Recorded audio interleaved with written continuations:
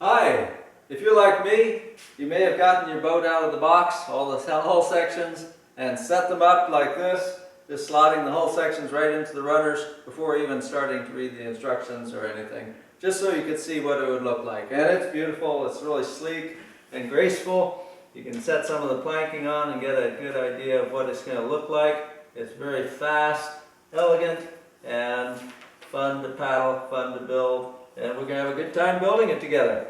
I'm Will Lesh, designer for Tippy Canoe Boats. I've designed all the Tippy Canoe boats.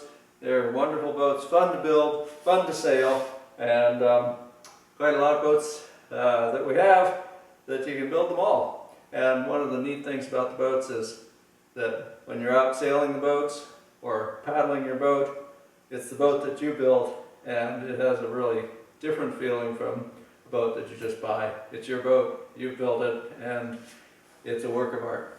So we'll be having a fun time together building this, and it'll go very quickly. It's a fast building concept, and yet an elegant, very light, very fast, exciting boat to sail. This is what we call a sport kayak. It's very quite a narrow beam, makes it very fast and fun to paddle. It's not a whitewater boat. I've done a lot of whitewater kayaking, and that's great too. This is a flat water boat or a river boat, and it's designed to track really nicely, designed to be very, very elegant and fast, exciting to paddle because of the narrow beam. It's not a surf ski, it's not quite as tippy as a surf ski, not quite as fast as a surf ski of course, but it's a lot lighter and a lot easier to carry on your car, a lot easier to store. When you park your car in the parking lot, the boat won't stick out halfway across the parking lot behind the car. So great little boat to paddle, fun boat to carry around with you, fun boat to have for lakes or bays or exploring little waterways or canals. So we're going to have a great time with it. It's remarkably fast and easy to build as well. So we'll get started on it right away, and you'll see how fast it goes. First step is setting it up. We won't have you take it apart because if you've got it already set up, you're in great shape. If you haven't set it up, you could do this first step on the hull sections before they're slotted into the runners. But either way, it works fine. The first step is just to sand off the little tabs that you'll feel. If you run your finger along the hull sections, you'll feel their little knobs sticking out, little tabs. Those tabs are used when we cut out the hull sections out of a big sheet. Those tabs are used to hold the hull sections in place while they're being cut out. These hull sections, everything's cut out with a very accurate router system, computer-controlled router system that has an accuracy of 1/1000th of an inch, so everything should be just perfect. The tabs you'll find are about every 6 inches, and so it's easy to locate them. I'm using a 100 grit sandpaper on a rubber sanding block. 100 grit, we'll take them off real quick. 80 grit would work fine. I probably wouldn't go as coarse as 50 grit or 60 grit. But 100 grit works great. This is the purple 3M sandpaper. If you come across this type of sandpaper, try it out. It's really great. Cuts really well and lasts a lot longer than normal sandpaper. A couple ways to set your jig up. You can do it on the floor like we've got it here. That has the advantage of being able to work on both sides easily. You can set it up on tables if you're more comfortable working at waist level. If you can only reach one side of the jig, it's going to make the building a little bit more difficult, not impossible to lean over the boat and work on the second side, but I like to set it up so I can work on both sides. If you're working on the floor, I'd start off with a really nice pair of comfortable knee pads or a foam pad like this, which you can just move around with you, and that works great too. Just makes it a lot more comfortable. So just a little preview of what we'll be doing here this evening. We'll be sanding off the little tabs on the hull sections, and then we'll be bolting the front runners, the long runners, to the back runners. The two runners overlap in the middle where you see the holes right between hull section 6 and hull section 7. You'll see the holes. those holes need to be lined up so we can slide a bolt through, and that'll secure everything. So we'll be doing that. Then one of the early things we'll be doing, see this nose piece here, right now it's just forced into that slot in hull section 1. We'll be gluing that in with epoxy so it's a little more secure. And we'll be doing the same with the tail extension at the back of the boat, gluing that into the slot with epoxy. And then we're ready to get moving on it. The next step is putting a glossy tape, the clear glossy tape that comes in the kit, over each of the hull sections. That'll be right over the hull section from side to side. The idea is that we don't want to glue our hull sections into the boat. They're very heavy, and we'd have a battleship instead of a super light, ultralight, fun paddling kayak, sport kayak. So the glossy tape goes over the hull sections. That keeps the epoxy will not stick to the glossy tape, so that protects the hull sections from getting glued into the boat. And then over the top of the glossy tape, we'll put the real aggressive double-sided orange-backed tape. That has an orange backing. It's rolled up. It looks like a little piece of plastic tube rather than tape. In fact, it's been mistaken for that. It's about a 1-inch diameter plastic tube, but it's actually tape with an orange backing. And so we'll put that double-sided orange tape over each of the hull sections, and then we'll be ready to start planking, which is exciting. The planking goes very quickly. It's very easy to shape the planks at the bow where they come together. At the bow, the planks will be held together with masking tape, blue masking tape that goes across the front of the planks to hold the planks together where they meet at the bow. Those can be fit as precisely as you want. They can either be perfect fit, or you can just allow the epoxy to fill in any gaps or irregular meeting points at the bow. But it's fun to shape the planks so they come together nicely.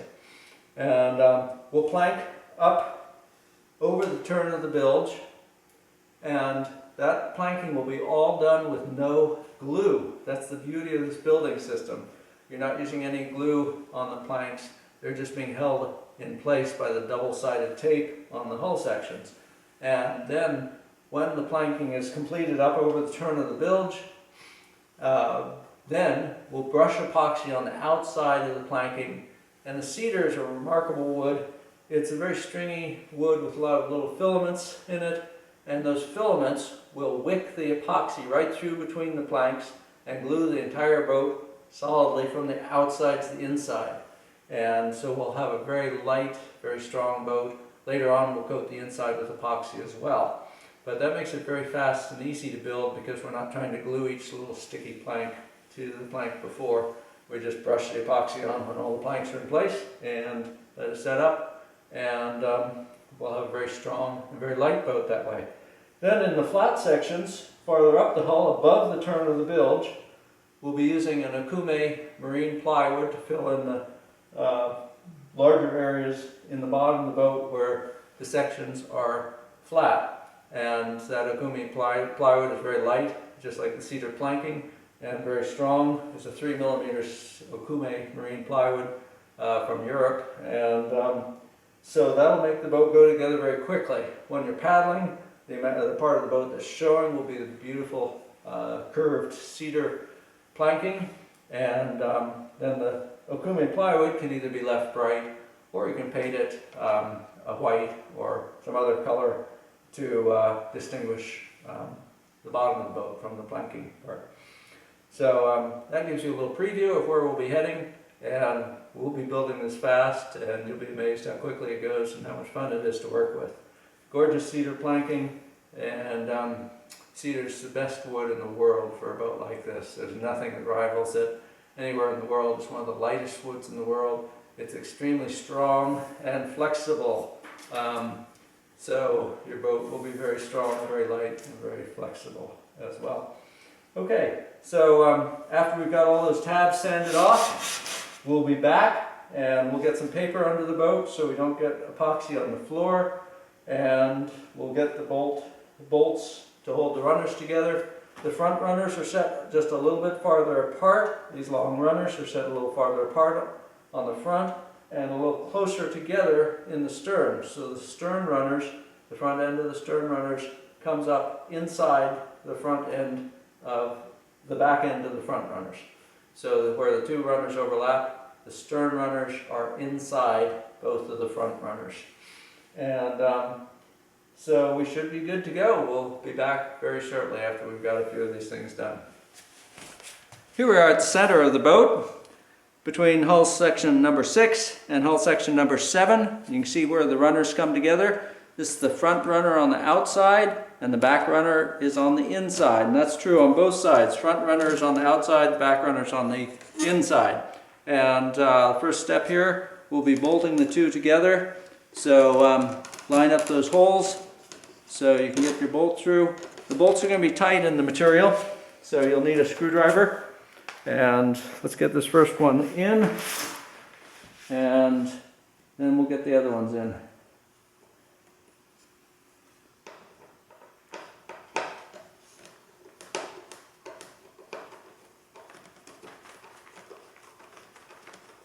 There it goes. If you have them pretty well lined up, it should find the hole by itself, and just keep going right on in, and then put a nut on the inside. So get all 4 of those bolts in place, this one, and the 2 on the other side, and get the nuts on, and then your strongback will be all lined up and all one piece.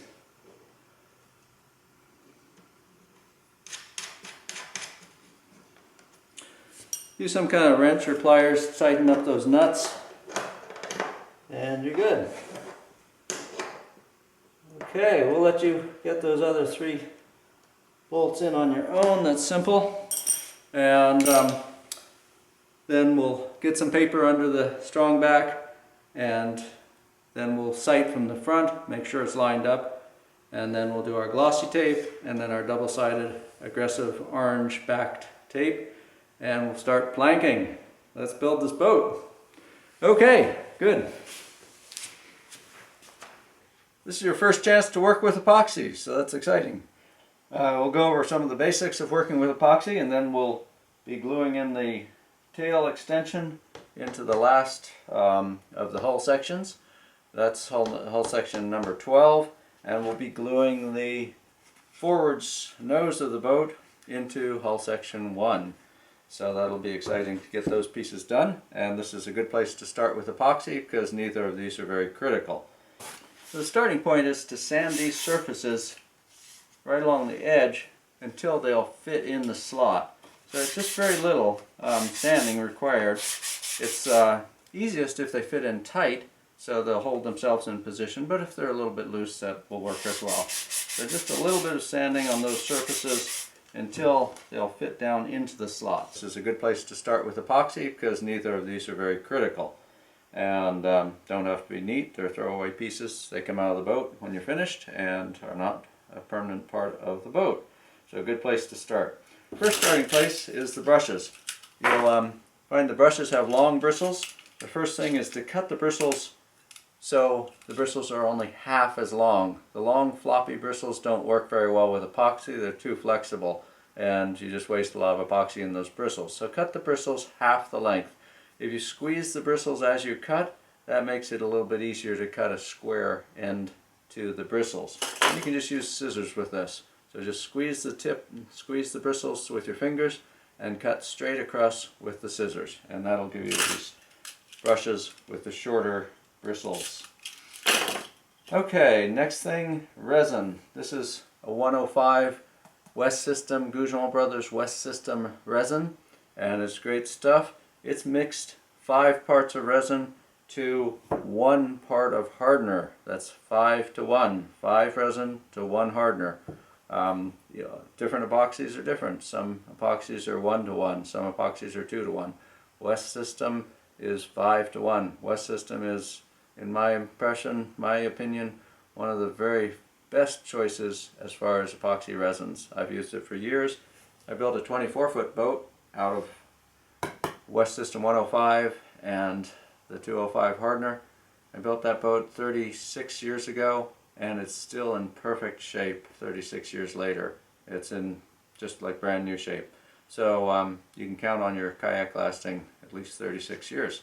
I built that boat on the Chesapeake and sailed it across the Atlantic. It was a laminated western red cedar veneer hull, and used some beautiful woods in it, Alaskan yellow cedar deck beams and white oak framing on the inside, but most of the boat was western red cedar. So great combination, cedar and epoxy. Cedar as a softwood absorbs enough epoxy that you can never get any separation. The epoxy has saturated the wood surface, and to break an epoxy bond with cedar, the wood is going to destroy itself before the epoxy bond will break. The epoxy is stronger than the cedar even. So wonderful materials to use together, western red cedar and epoxy. The West System epoxy is especially low viscosity, especially fluid, so it does a beautiful job of saturating the wood, and in fact that's where the name West comes from, wood epoxy saturation technique. Bit of a mouthful there. West System wood epoxy saturation technique. This is the hardener. Notice the resin is fairly clear. The hardener typically is slightly yellow, and so you can tell them apart fairly easily. The hardener that we use is the 205. That's the West System fast hardener, and just goes off a little bit quicker. You can use it in cooler temperatures. If you're working in a super hot environment, Florida in the middle of the summer, you have to be very quick if you're using the 205 hardener, and you could go to the slower hardener that they also have available. Okay, and then this is the phenolic powder. This we want to be very careful of because it can get up in the air and float around. You don't want to breathe it. So this is the thickening. When you want more of a thicker, non-sag version of epoxy, you mix this into the mixture of the resin and the hardener. Be careful when you mix the phenolic powder in. That's not the whole thing. Don't mix the phenolic powder just in the resin and then put it on something. It'll never set. You have to mix the resin, 5 parts of resin, with 1 part of hardener. Mix that and then add your phenolic powder. Don't forget the hardener step, because the phenolic powder doesn't make the thing, doesn't make it set up or get hard. It'll be sloppy for the next 20 years. Okay, so 5 parts of resin, 1 part of hardener, and then when we want to thicken it, we'll use the phenolic powder as a thickener. Okay, a couple of our systems that we like especially well, although everyone has their own ideas about how to do this best, and a lot of different ways work. But I like orange juice tins cut down. These have the metal bottom, and you just slice them with a mat knife or utility knife, and so it's about 1.5 inches high.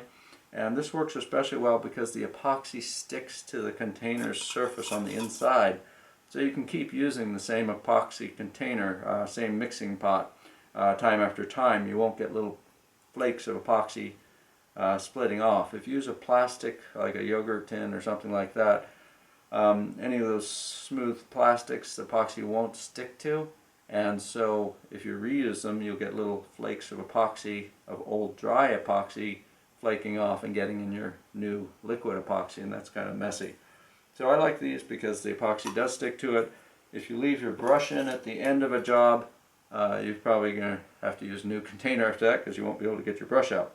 And if you leave it all with excess epoxy in there, it's all lumpy, and if it's thickened epoxy, pre-thickened epoxy or thickened epoxy with phenolic powder, and it's all lumpy and irregular, then you probably won't be able to use the container again. So if you're using thickened epoxy, just kind of smooth it out or remove some of the excess epoxy before it sets off, and then leave your container ready for the next time.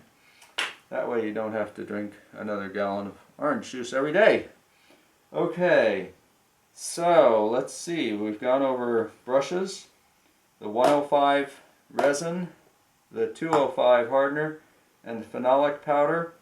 On all these things, it's best to keep the lids on. If for some reason you're reaching for something and then you reach back and that hits the floor, whoa, big mess. Unless the lid is on and on tight, then there's no problem. You just pick it up and you're ready to go again. So it's pretty easy to knock things on the floor, it seems. So lids on is a great thing, and these lids, even if you don't screw it on tight, if you just take a couple of, just enough of a turn that the lid's not going to pop off when it hits the floor, you might have a couple of drops get out, but if you pick it up quickly, you're not going to have a huge spill. One warning though, this container and this container, if they hit a cement floor, can crack and spill the resin, so try to be careful with that. Here's something that we have added to our lids. Do not tilt ever. Once you tilt these, you get epoxy on the inside of the lid, and then it gets out to the edge of the lid and works its way down the jar, so when you pick up the jar the next time, you realize you're getting sticky fingers. That's not nice. So do not tip ever on both of those. So keep them level. If the lid has epoxy on it initially, use a paper towel, clean that off, and clean off the rim of the jar. Being very meticulous makes epoxy work go very smoothly and very quickly. You'll find you save a lot of time by being very alert to details. You get one drop of epoxy on your work surface, use a paper towel, clean it up right away. If you don't, it gets on everything. You try to you think, oh, I won't put anything there. Well, right away you put something down there, it gets on that, gets on something else. All of a sudden everything's sticky. And if you stop to clean up all those things, it takes quite a bit of time. So if you drop just the slightest drop of epoxy, clean it up right away. And be careful about getting epoxy on your hands. It's not going to cause an immediate reaction, but if you are careless with epoxy, you can develop a sensitivity to it, and then it's very hard to work with it because your body, if you get it on your skin, then you'll develop a rash that will itch and bother you for several days. So be very careful not to get sensitized to it. The more, I'm not going to use the word hazardous, but the part that you want to be the most cautious with is the pure hardener. That's the most likely to cause a sensitive reaction. Once the hardener is mixed with the resin, it's slightly diluted. It's not going to be quite as potent, so it's not going to be quite as bad. But you still don't want to get resin or hardener or the mixture on your skin. You just want to be very meticulous about that. If you get a little bit on your skin, wipe it off immediately. Use a little warm water, a little soap to get it off. Paper towels right there. So just be very careful about that. Gloves are always a good idea. As soon as we get into any of our bigger epoxy work, our bigger glue-up jobs, where we might get our hands sticky, we'll be wearing gloves. But don't get your gloves sticky. You get a glove sticky, wipe it off right away, or else everything you touch will be sticky. So it can get to the point where things are sticky enough that you pick up something and you can't put it down. It'll stick to your glove. And that really slows things down and is awkward. So make sure you keep everything clean. Oh, back to the trimming of the brushes. On these small brushes, trim them off so the bristles are half as long as originally. But on the bigger brushes, the 1-inch brushes, don't trim those. Okay, I think we're ready to go here. Last thing is our mixing system. Very convenient, clean, neat mixing system for small amounts of epoxy. You find the syringes in your kit and the graduated marking system. Just cut the marking system out and stick it to the side of the syringe. Try to align it very closely with the bottom of the syringe, the bottom end of the syringe. And then on the tips of the syringes, we'll cut those off. I want to come up close so you can see that. We'll cut those off so the tip of the syringe from the body of the syringe to the tip is just 1/2 inch long. Use a utility knife or an X-Acto knife for that, something sharp, and just put it against a piece of wood, and then just clip it off and it'll pop right off. Okay, so about 1/2 inch long. and markings on the front of the syringe. Doesn't hurt to add an R to the top of the resin syringe and an H on the Hardener syringe. The Hardener syringe gets the shorter marking with the H on it. So the more distinctive these two are, the less likely you are to confuse them and use the wrong one for the wrong thing, which will make the resin set off in the syringe and it won't be usable after that. Okay, any questions? No? Okay, good. Let's keep going and get this epoxy work done. Okay, here's our resin. We're going to start with 4 large marks of resin. You have 1, 2, 3, 4 marks on here. Each large mark is 5 small marks. So 4 large marks of resin is equivalent to 20 small marks, and that would require 4 small marks of hardener. 5 parts resin, 1 part hardener.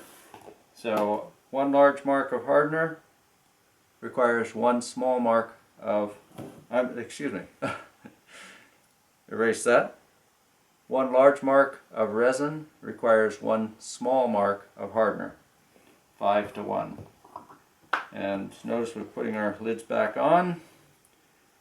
Also notice when we leave the syringes sitting, we leave them pulled out just slightly. See how the plunger is pulled out slightly from the body, so it's not all the way down.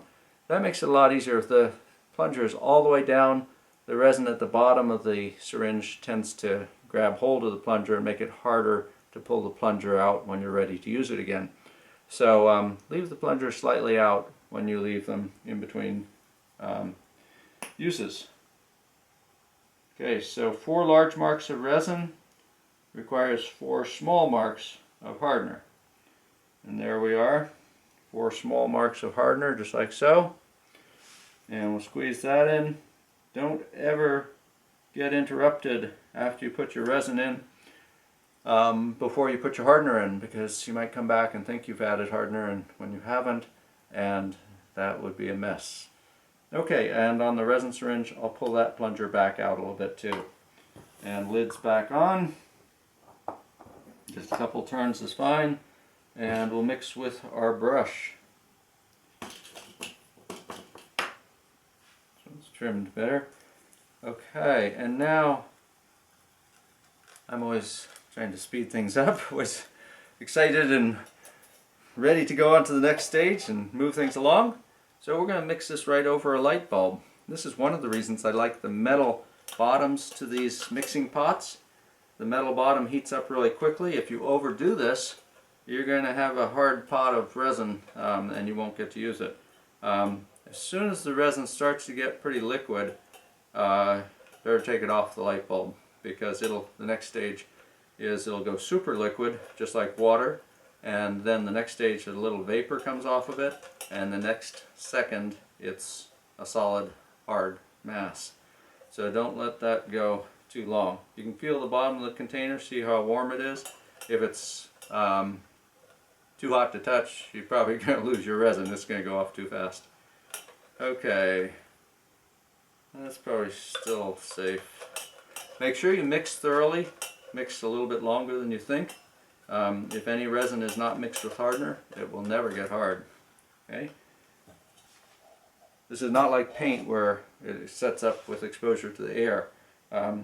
It doesn't set up with exposure to air ever. It requires the hardener. Okay, we're going to use the clear hardener first, just to make a slightly stronger bond here.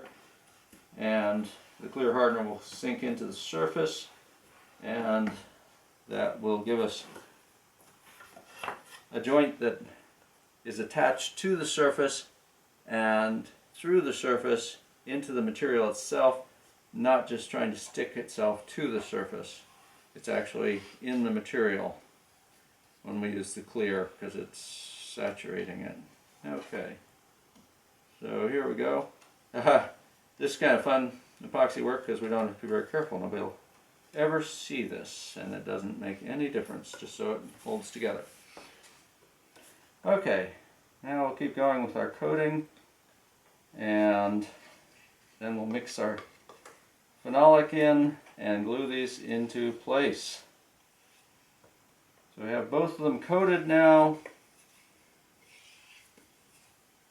with the clear, and we'll mix our phenolic thickened in here, and we'll be ready to go. More phenolic powder. That was 1 heaping teaspoon, or plastic spoon. And we're mixing that in. We'll see how thick that is. Different temperatures require different amounts of phenolic powder because the resin is very heat sensitive as far as how thick it is. That's still quite runny, too runny. So another fairly full teaspoon here.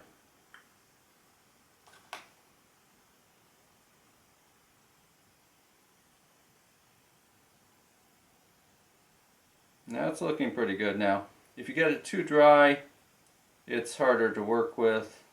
It'll work, but it doesn't work as smoothly. So this is a good time to practice your mixing technique. Okay, that's looking pretty good. It's a little bit runny still. It's still going to run off the brush. So let's go a little bit more.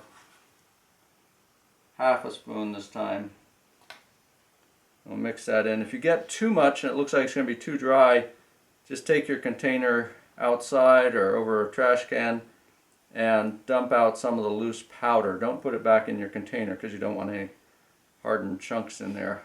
Okay, that's looking pretty nice. A little slump still, but I think will be good for this job. So just run it along the groove, and let's get our piece in place there. Use about half on that first one, and slide that down. Make sure it's down and in the groove. You have to force out some of that resin. Okay, and lined up at the top, right at the top corner. And let's use a spoon to do a little bit of a fillet. Tilt your spoon so you're just using the very tip, and that'll do a nice fillet along there. Okay, just like so. Again, it's nice to practice on these throwaway pieces, and then on the other side.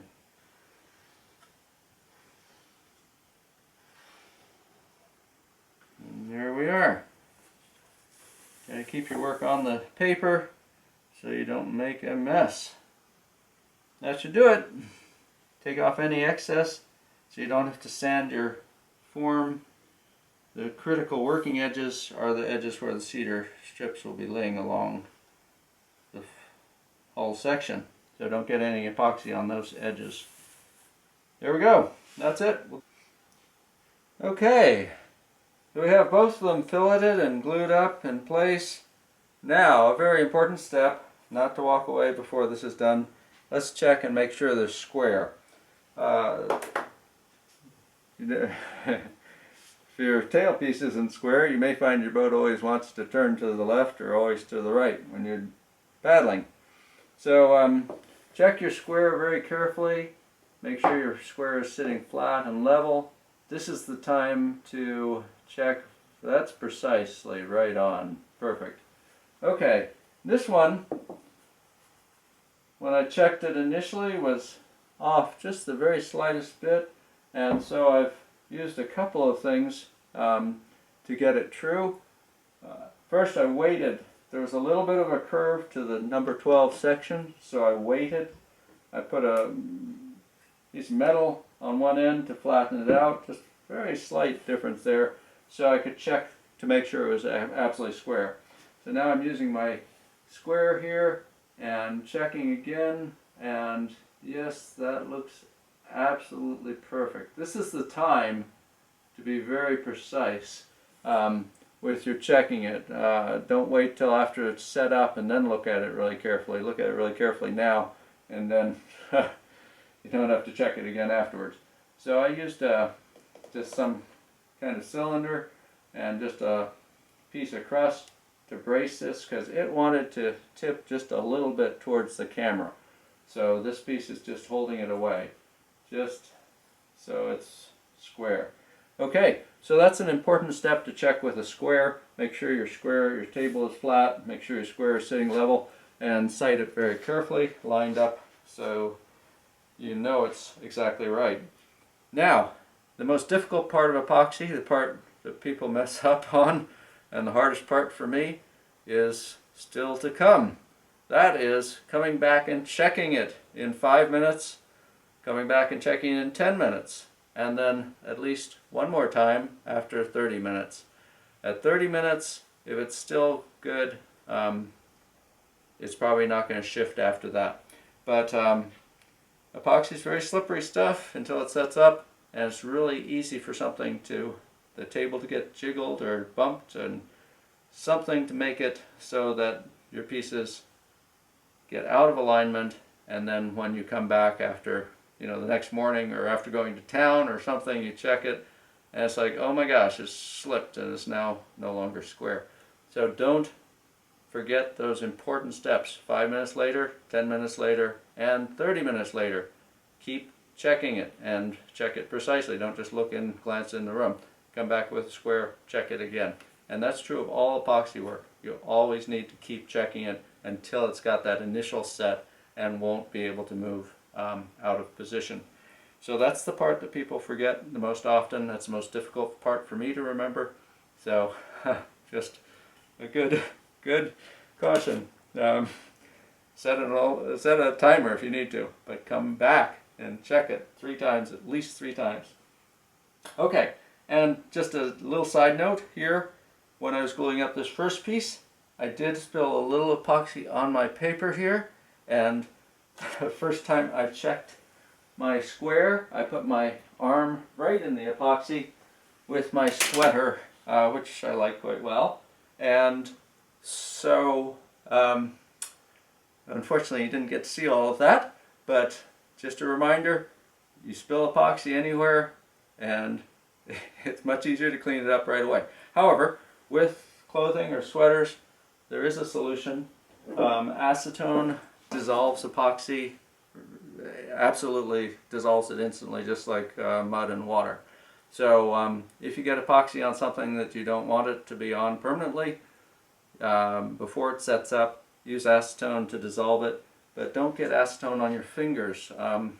It's not going to cause an immediate problem, but it dries out your skin, and then you're more likely to be sensitized by epoxy. And you don't want that liquefied epoxy that's dissolved in acetone to get on your skin, because it'll soak right into your skin then. So make sure you wear gloves if you're using acetone. Acetone dissolves gloves within about 1.5 minutes.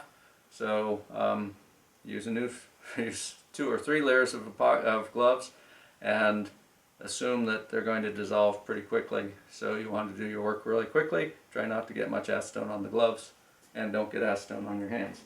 Okay, and final note, here's my brush out of the pot, and here's my spoon out of the mixing pot, and my mixing pot is quite smooth on the inside, so I can use this pot again next time. The brush is a throwaway when it sets up. The spoon, however, the hardened epoxy will pop right off the surface of the spoon when it sets up after it's hard. So you'll be able to reuse your spoon time after time. Okay, and that about covers it. Thank you. We'll be up in the shop doing the next step here in a few minutes. Let's take a look from another side so you can see all the details.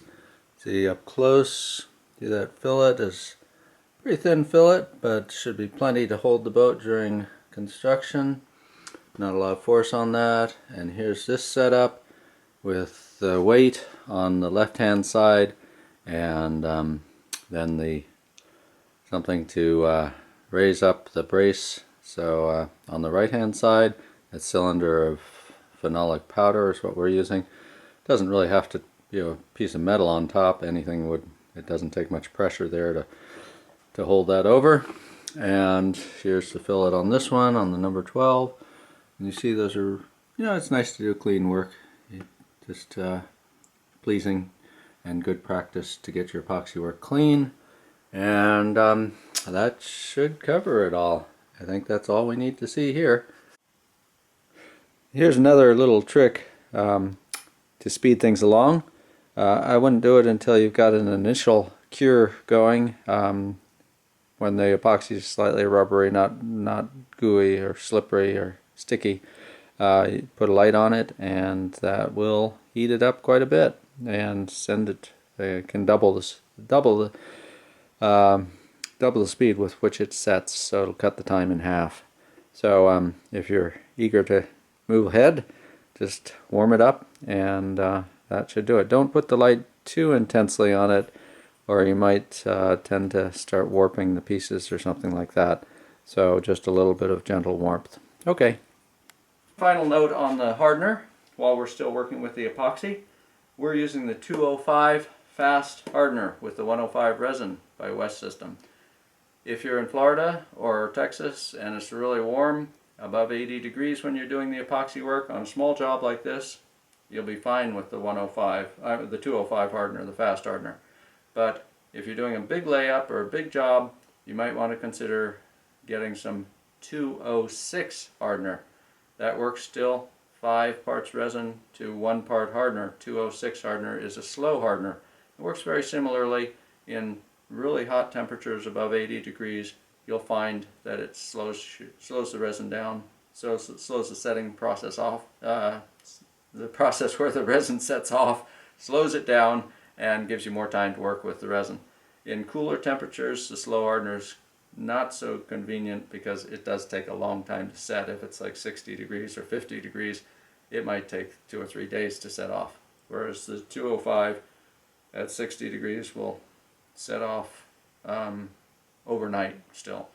Epoxy sets off twice as fast for every 10 degrees increase in temperature. So at 80 degrees, epoxy is going to set off twice as fast as at 70 degrees. And if you start with warm resin, it's going to set off much faster. If you start with cool resin, even though the air temperature is warmer, it will take longer to set off. So that you can control how long your epoxy will take to set off by temperature quite precisely. When we get to coating the outside of the hull with resin, with epoxy, we'll be using a third type of hardener. That's West System 207. And that's a different ratio, so that's really critical that you distinguish between the 205 hardener, which is 5:1, and the 207 hardener, which is 3 parts of resin to 1 part of hardener.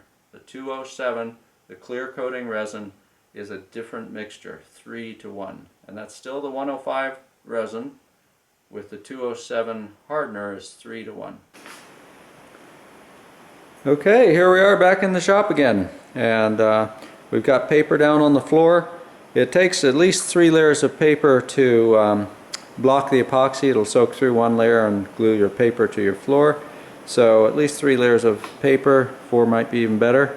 Newsprint works fine, newspapers, and you can even use the paper to shim up certain sections. Like my floor, unknown to me, had a slight lump in it right here towards the front. And so in this second section here, I used quite a few thicknesses of paper, probably about 20 sheets of paper, to shim that up just a little bit so it's all level now. And so we're all set.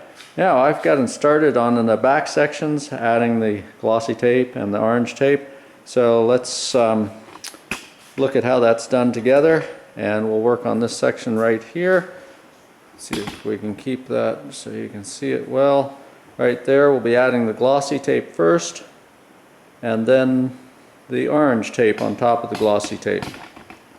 And the first step is going to be getting the dust off, because if it's dusty, the tapes won't stick. So be fairly meticulous about brushing the dust off, all the surfaces, the sides as well as the top edge. Okay, that should do it. Now if you have a tape gun, that's great. You can use a tape gun quite easily, or just use the roll of tape.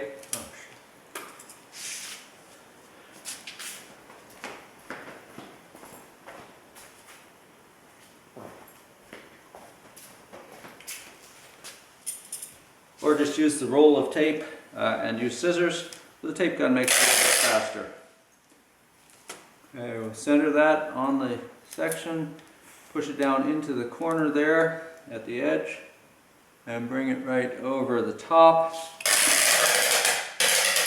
and on the other side. And we'll do two at once here. Let's make sure this one got dusted off. Okay, and on this one, a little bit extra along at the bottom. We're going to center it over the top and down to the other side. Okay, just like so. Okay, now press the tape onto this whole section, wrap it right around so it's sticking tight to the sides of the whole section, like so. Okay, like that. And here on this one,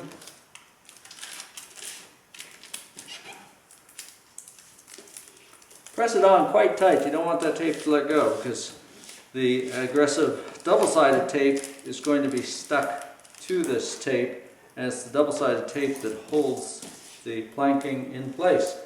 You know, I think it's cleanest to cut right at the bottom corner, cut off the tape, so you don't have a lump of tape in that corner, because it doesn't like to go around that corner very nicely. And the orange tape, when we put the orange tape on, we'll continue the orange tape over that little flange there, and orange tape will keep that flange from getting glued to your boat. So that'll work fine. Okay, just take these corners off here.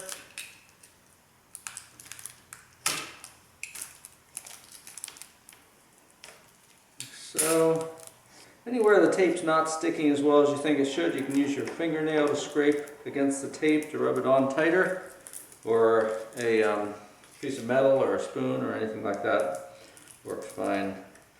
So just cutting the corners and taking the tape out of the corners here.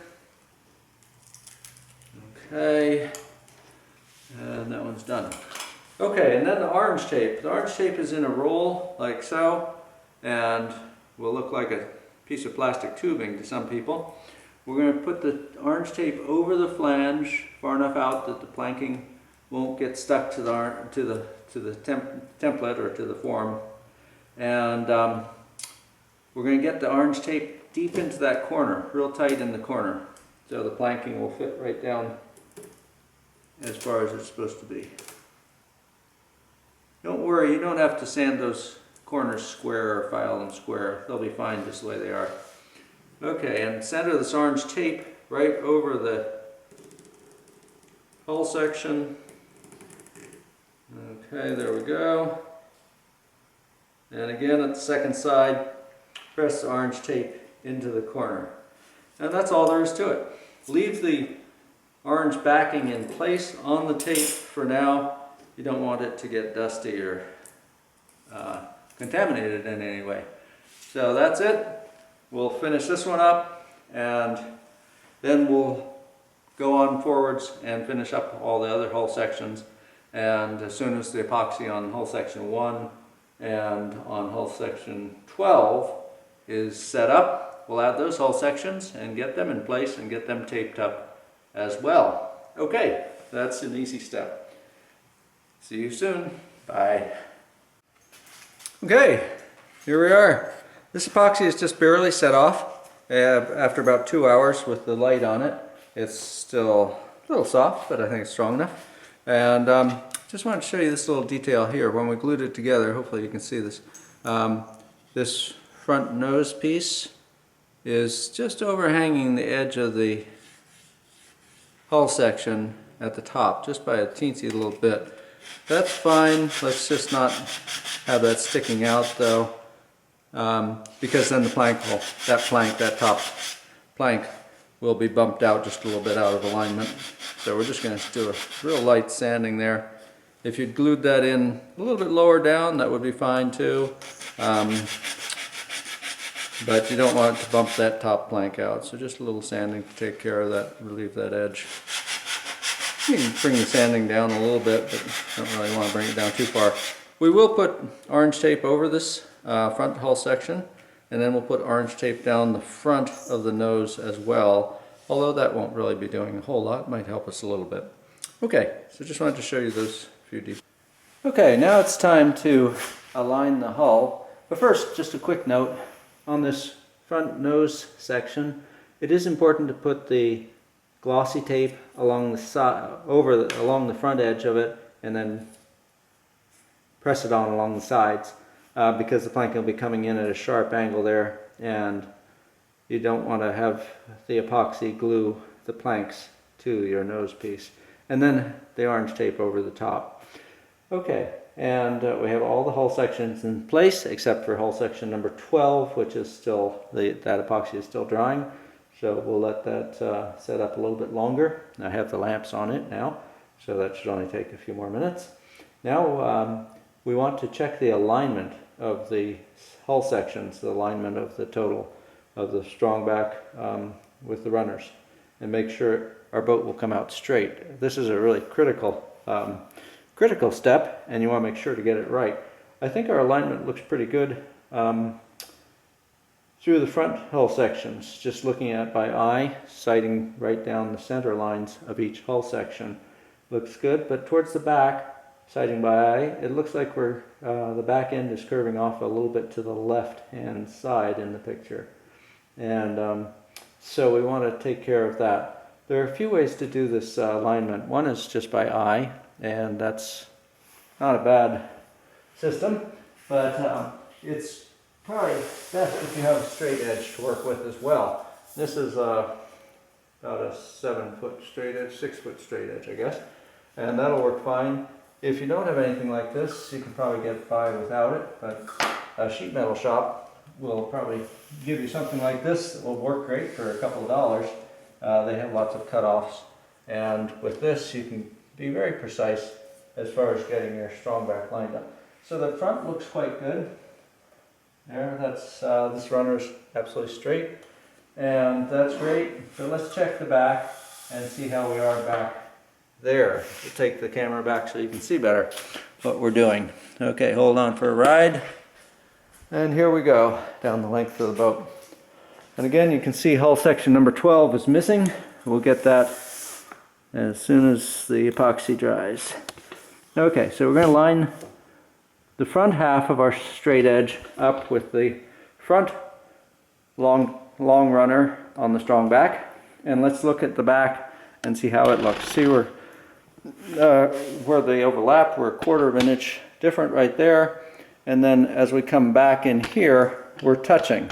So we've got to go sideways with the strong back enough that we're consistent all the way along. Okay, that looks much better there. Okay, good. And let's slide this down a little bit more so we can put it right up against our strong back. Make sure our back section is straight. That looks pretty good back here, but up here we have a bit of a curve pulling away just a little bit up here. So see if we can true this all and get it so it is just right. Now this is probably going to stay pretty well where we get it set, and that looks much better. So we have it touching everywhere all the way along the length now. Okay, what I was saying though is this will probably stay in position if it doesn't get bumped, but let's not count on that. Let's go back and check from the front, make sure that we're still lined up with the front runner, that we don't have a wow someplace now after that last move. Okay, that's lined up with the front runner nicely, and that looks pretty consistent along the back runner too. So let's check from the front, lining up our center lines and see how we like that look. Okay, and here's our view from the front, lining up the center lines. Okay, and that does look pretty clean. Much better. The back section looks like it's lined up now. Okay, I think we can go with that then. Make sure all the center lines are lined up. If there's one that's out of line, it's probably because that one side or the other isn't all the way down in the notch for that section. So if one of the center lines looks like it's off, check that hull section and make sure it's all the way down sitting in the notch, okay? Sometimes there'll be a tab right down in the bottom of the notch that's holding things out of place. So you might have to get a file and file a tab out of the way if it's right at the bottom of the notch. Otherwise, leave the notches alone. Don't change the configuration at the bottom of the notch. They all have a slight round at the bottom of the notch, and that's consistent with all of them, so just leave that. Okay, I think we're good. Looks very good. Don't rush this step though. Make sure it's right, and throughout the building process, we'll want to come back and check this repeatedly. Check the alignment by sight from the bow, and if you do have a longer straight edge, check the alignment using the straight edge as well. Okay, there we go. So this is a cedar strip from one of our kayak kits, and this stuff is super flexible. Look at that. What other wood can bend like that and not break? Touch itself here. Look at that. That is cedar. That's why we use cedar. It's also super lightweight, beautiful colors, and the perfect wood around water. Doesn't absorb water, but look at that bend. Super flexible. That's what makes your kayak so strong and so tough, because the cedar is really bendable and flexible, and makes it also easy, very easy to plank your boat, very easy to work with the wood. But there's no other wood in the world that has the properties that Western red cedar has. It's one of these miracle woods, just perfect for a kayak like you're building. The K14.5 ultra lightweight kayak. Okay, just wanted to show you that. Thanks. Okay, let's get started with some planking and see how that's going to go. First, you might want to look at your planks, and maybe they're all uniform, all the same color, all light or all dark, or maybe there's a mixture of light and dark. Cedar will do both things. And so you can't just do a random pattern and let the planks fall where they want. As far as color, or if you want to be creative in sort of color arrangement, you could figure out which colors you have the most of. I seem to have slightly more darker strips, so I think I'll start with about 3 dark strips, and then maybe I'll put in a light strip or 2 light strips and then go back to dark. Any pattern you do will look, or random, will look great, so I wouldn't worry too much about that, but it can be fun to put a little thought into it. Okay, so these first strips are going to come together at the bow, like so, and we'll want to get the right angle, as you know, approximately the right angle. It doesn't have to be perfect, because epoxy will fill a 1/4 inch gap, no problem. But let's use a pencil and mark off our angle here, and then if we look straight above, we can get the angle slanting forwards on the front surface of the piece as well. Okay, and then maybe enhance those so you can see them a little bit better. Okay, that looks pretty good. And we can start with a matte knife, a utility knife, and whittle it to approximately the right shape. And then when we get the bulk of it taken off, we can use, again, this is 100 grit sandpaper, and that'll cut real quickly. Cedar's beautiful to work with in this way because it sands so easily and shapes so easily. That might look about right like that. So let's leave it like that, and we'll do the second side, and then we'll put the two together and see what they look like. And at that point we can refine our edges a little bit more. Okay, I don't want to waste too much plank, so I'll mark it pretty much right at the front. Looking from straight above, I have the best way of getting angles right, and this angle here. Okay. Oh, now this is something you might want to watch for. just realized this plank, right the last few inches, last 4 inches or so, gets quite a bit narrower than it is than the standard width. That can sometimes happen at the ends of the planks. So I'm going to take off that narrow bit and start right about here. So we'll just snap that right off. There we go. And do a new marking. It's possibly better to cut it, but snapping is faster. And just, if it's hard to snap, don't snap it, because might mess up the plank farther back. And make sure you start back behind any evidence of fractured wood for your front piece. Okay, there you go. So that's a nice mark. I think I can see that well enough. And we'll take some of that off so we don't have to sand so much with the utility knife. You always use a new blade on these. Blades aren't very expensive, and it sure makes a difference. Okay, that's just a rough approximation. Now we can sand it a bit. Before we sand it too much, we're going to fit it and see how it looks, see what we're doing. Okay. Now you can be as precise as you want with this. If you want perfect fits, that's great. If you want to just do it kind of quickly and move on, that's fine too. Either way, the boat will look great. Now, those two sides look a little different, so let's see what we've done. And a little fiddly holding these first two pieces in place. I think my one on the right hand side of the screen looks pretty good. The one on the left side needs a fair amount more work. Here we go. Okay.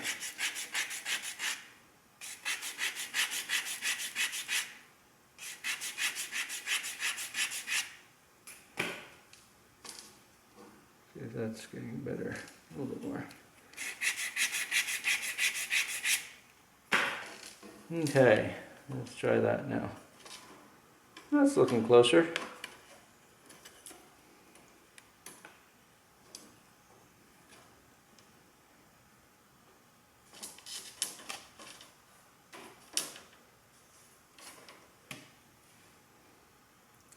Okay, getting closer. The angles are good, but we need to make the angles a little bit sharper.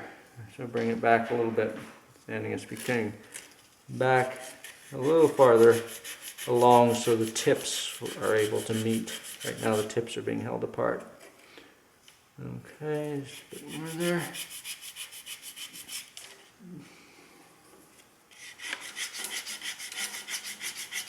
You can see how easily this cedar works. How easy it is to change its shape and to fit it.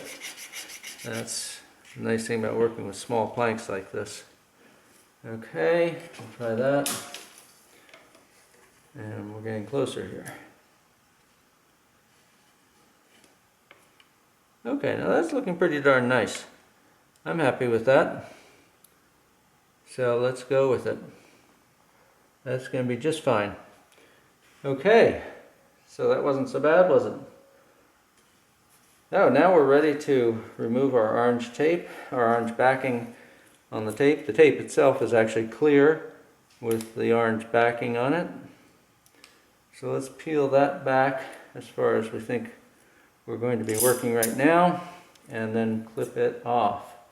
You can just take it back a little bit at a time so the part you're not going to be using for a while doesn't get dusty and lose its ability to hold the planks.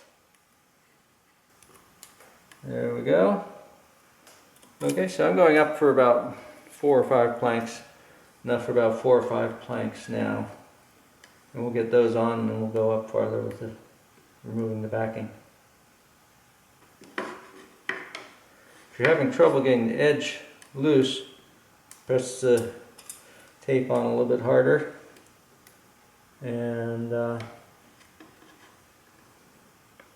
should adhere to the strongback better than to the backing paper. Okay, enough for about 4 or 5 planks on that side. So we'll go on back the length of the planks, removing the orange backing, and then we'll fit those first planks back in just a minute.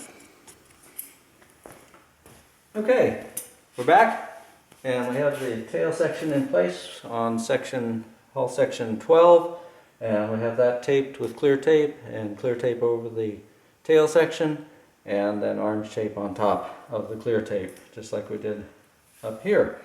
Okay, and now we're ready to start planking, and we can get these first couple of planks in place.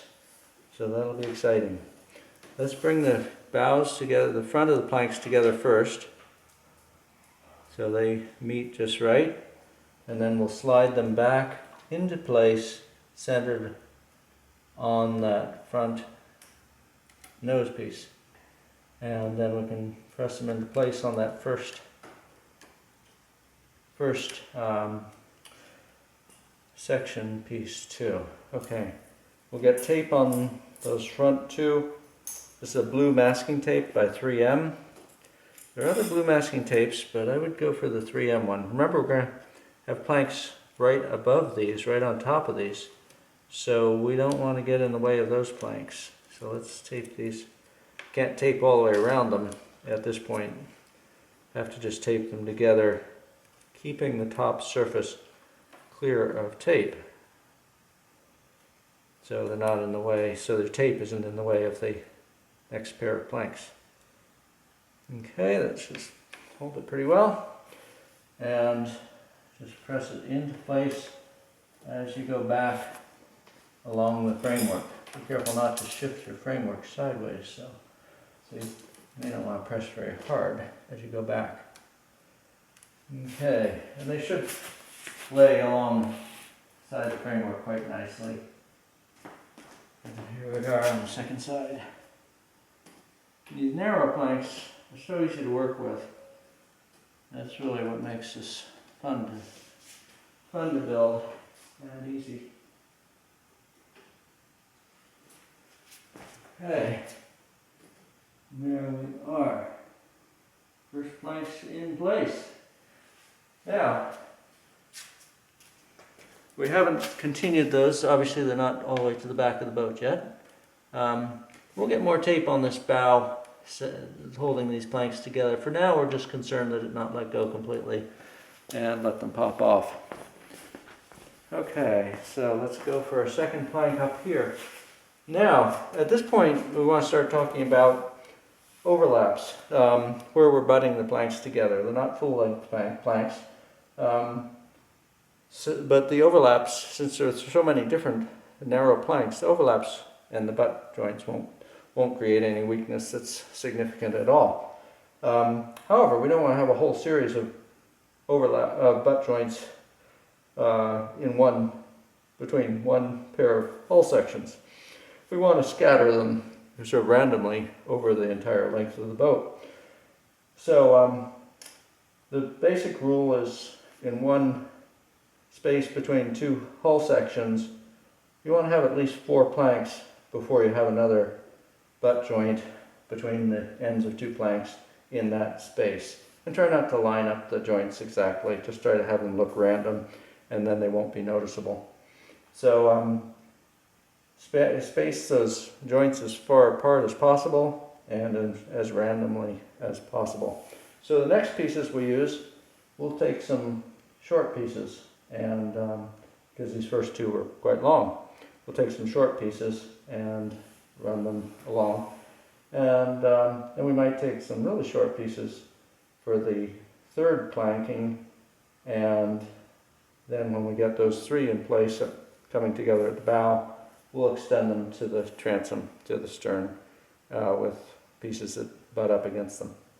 Okay, so we'll get a couple of short pieces and work with those and get our next set of planks on.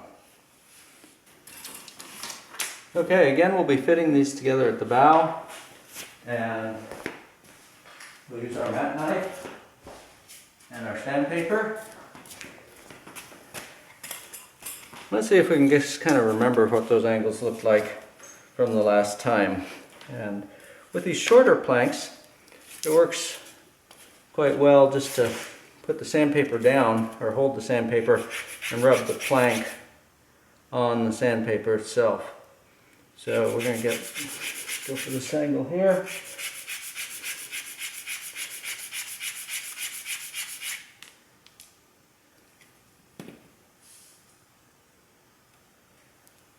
That looks good.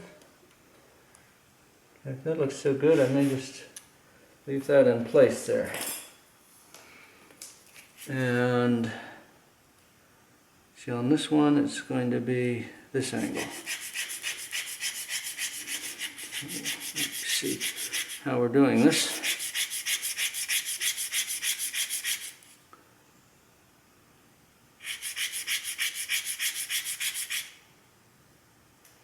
Slightly beveled, slanting in.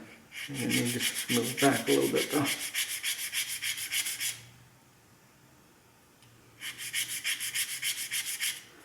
Let's try that.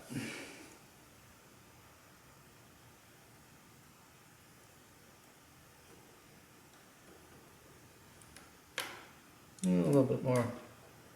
So a bit of square at the bow, at the front. The angle looks pretty good though. I'm going to keep the sawdust away from your double-sided sticky tape. Okay, that looks better. Let's try that now. And keep that blue tape. I've got a little blue tape that was almost going to get captured between the planks. You don't want that. Now that looks nice. Okay, so we'll get that in place. The first one in place. Okay, and then let's attach the planks as we go back. Make sure they're touching the first plank. There's no space between them.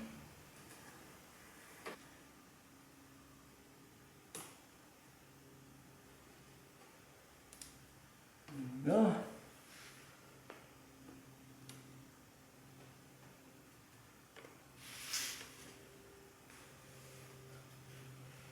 Good. Here's plank number 2. Move right along and check the bow, and it looks pretty good. You clean at the bow. Let's get some more blue tape on at the bow to hold those two together there. Here we go.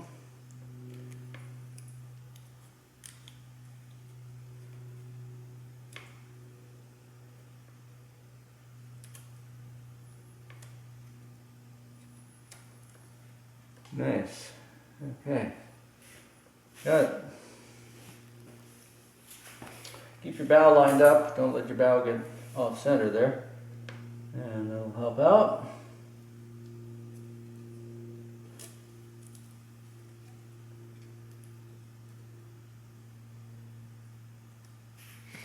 Okay. Let's go for third plank. And we'll go quite short on the third plank.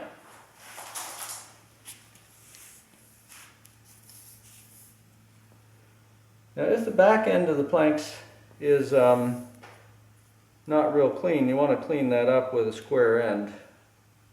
These look a little bit off here, so we'll clean those up. And there are a few ways to do that. The mat knife works nicely, or if you have a real fine bladed hacksaw, that'll work well also. But here's the mat knife. We can do it with the mat knife.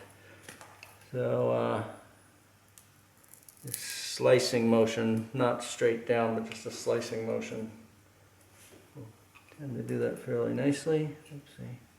This is where your mat knife or utility knife needs to be sharp. If the ends of your pieces are not perfectly square, the back end, you'll want to cut those so they are square and clean. And a real fine-tooth hacksaw blade works the best for that and leaves a real nice end. Very easy to do. So you want a nice clean end for the back ends.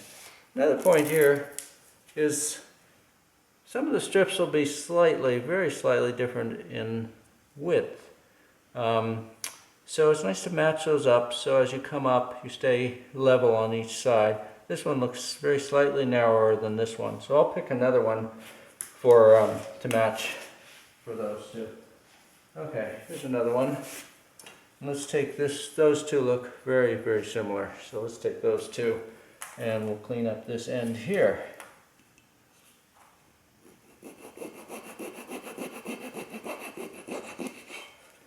Okay, now it's fitting the front, and you can see we're staggering our joints by at least 2 sections there.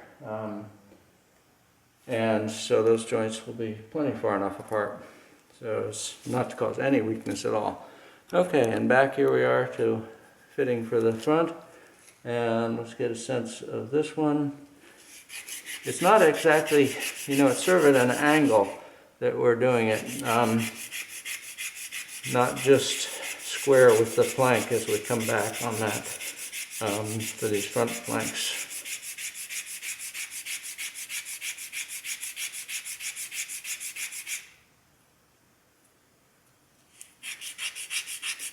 And this can be as exact as you want. If you want to get it perfect, that's great. If you want to be kind of a little more casual about it, the epoxy will fill any gaps without any problem, without any loss of strength.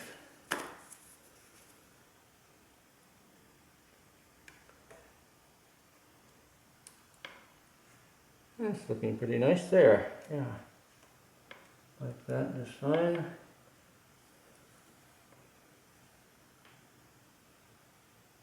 Now I've been noticing on these two sides we have a slight difference.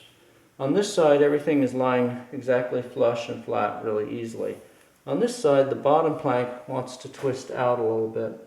So let's see what's causing that. As soon as we get back in here it's laying flat, but right in here it's twisting out just a little bit. And although we could pin that in tight to the frames, I'm going to switch that plank out and see if we can find one that lays in there flat. So this is perfectly alright if you don't like the way a plank is sitting. Just don't go too far beyond it. I think we can get to this one okay without disrupting everything else. So there may just be a slight grain twist to this piece that wants to keep it from laying in there as nicely as we'd like. In fact, yes, that's the way it looks. The grain is running across this plank a little bit more extremely than it should for the furthest forward part of the boat here.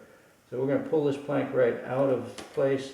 Most of the grain on these planks is very true and very straight, but occasionally at the end of a plank you'll find the grain is a little bit less perfect. But it's true. Okay. We'll pop this one. You see how well that holds to that double-sided tape. It's really on there tight. I have this as one of the long ones. Okay, there we go. Okay. So that was a little grain is right towards the end is running across it, and I think that was keeping it twisted out, not wanting to lay flat in there.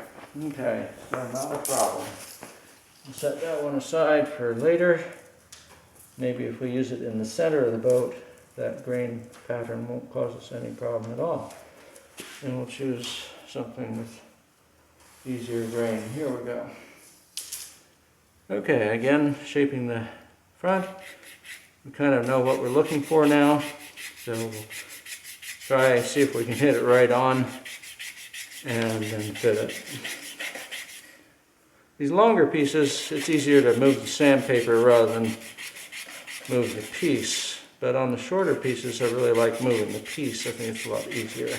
And hold the sandpaper still, or have the sandpaper sitting down on the floor or on a table. Okay, and that's looking about right.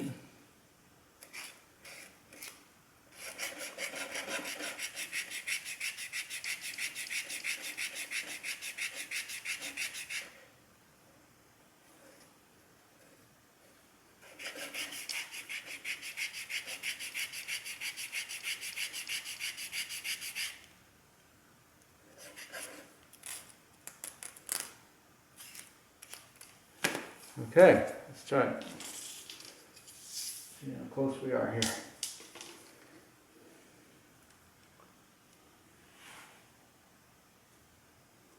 Yeah, that's looking very nice. Okay. That joint looks good. Next joint looks good. We'll tape those two on each side together all at once, and let's see how this one's going to lay in here. Let's hope it lays in a little bit more smoothly, more easily, without that twist. Yes, that's much easier. Okay, so working with wood. We're not working with plastic. It's a live organic material, and there's some variation in it. So use pieces that work for you and are easy to work with. Okay, we'll get that one in place all the way back.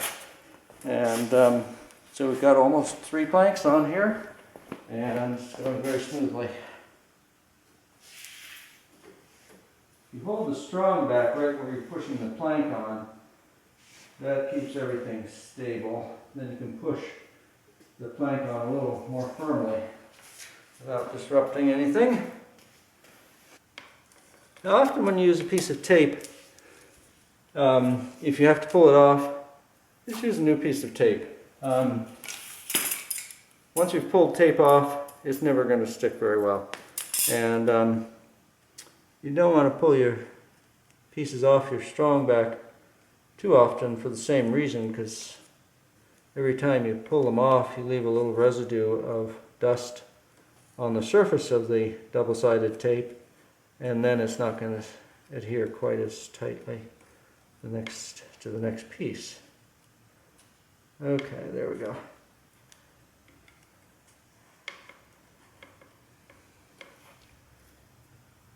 And keep your bow taped up quite tight, because you don't want it to pull apart anytime. I'm going to put a piece of tape running across from left to right and from right to left. Okay, and then we'll get this piece back in and do its matching pair.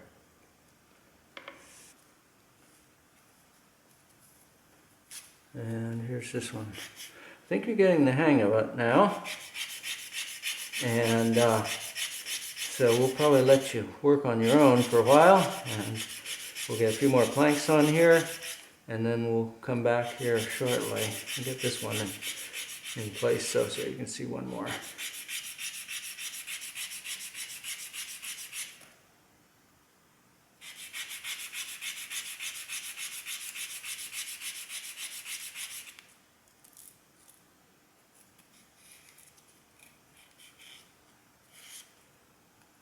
Okay, try that.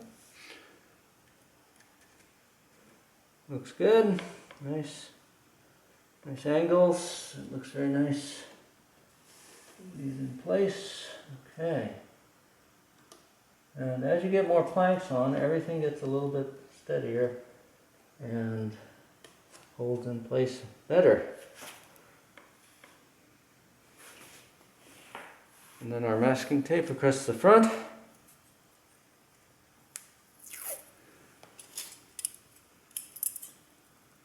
And then what we're going to do next is continue these planks all the way back. So we'll get all the way to the tail piece. So we'll have 3 planks completed over the entire length of the boat. Okay, and another tape from the second side.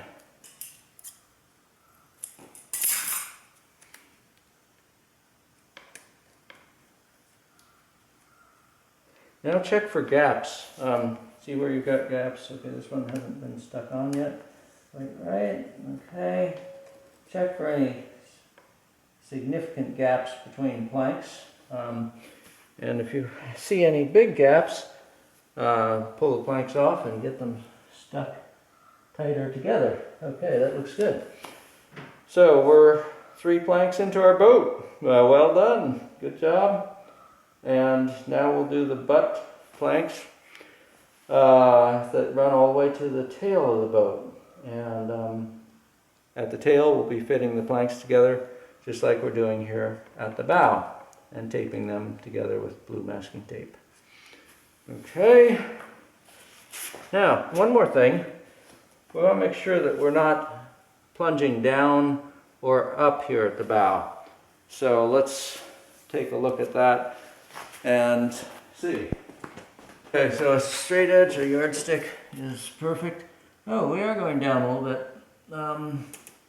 That would mean when we put the two halves together, we'd have to sand that top plank off a little bit. So let's come back up with this. We've got the tape is actually what's holding it down. So we'll move these up a little bit until they're level. Now don't worry about them being necessarily right on that nose piece. The nose piece is an approximate guide and works well in that way, but is not some absolute determinant where if they're not touching the nose piece, you've got a big problem. Okay, that looks more level. And now those pieces are not touching the nose piece, but that's not a concern. Okay, it's more important to have them level than touching the nose piece. As we come up in here, we'll probably bring them back in touching the nose piece. And so we'll be back on target there.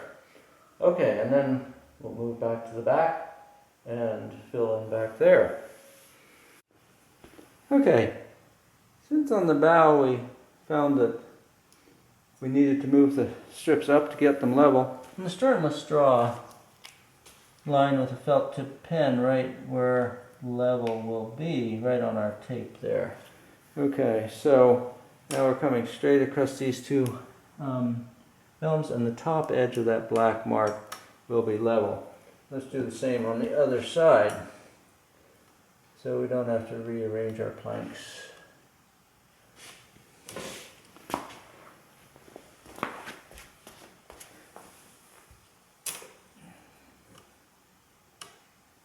Okay, and that's level. Then we can join those two lines across here, and that's level. Okay, that should be a little bit easier, and that would be a good idea to do on the bow as well. Okay, now we have some planking that same matches in color. I think when you butt the planks together, it's nice to have them match in color. If you go from a dark plank and then have a butt joint and extend it with a light colored plank, that joint will be quite noticeable. Whereas if you have two planks of the same wood tone, then the joint will be almost invisible. So butt this up against the other plank. This back is a little trickier because you don't have the option of sliding it forwards or back. It's got to be the right length because it has to connect. So I'm using our line there to mark this and marking an extension straight out on the center line with the pencil. Make sure you don't push that back sideways one way or the other because you don't want to have the tail end of your boat twisted off. Okay, and then again we'll use our hacksaw blade to make this cut. And let's see, it'll be angled very slightly in two directions. So we'll angle it, instead of sawing square, we'll angle out just a little bit because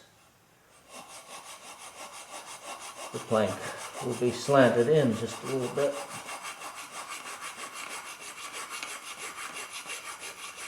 Now, as you go up, the planks are going to get shorter. So if your angle is really horrendously off, you can use this plank for the next one higher. And make sure your plank is about the same width as the one you're doing the butt joint with. So the joint should be really unnoticeable. Okay, that looks quite nice. Just about right there. Okay. Nice, that'll work just right. Okay, and then for the other side.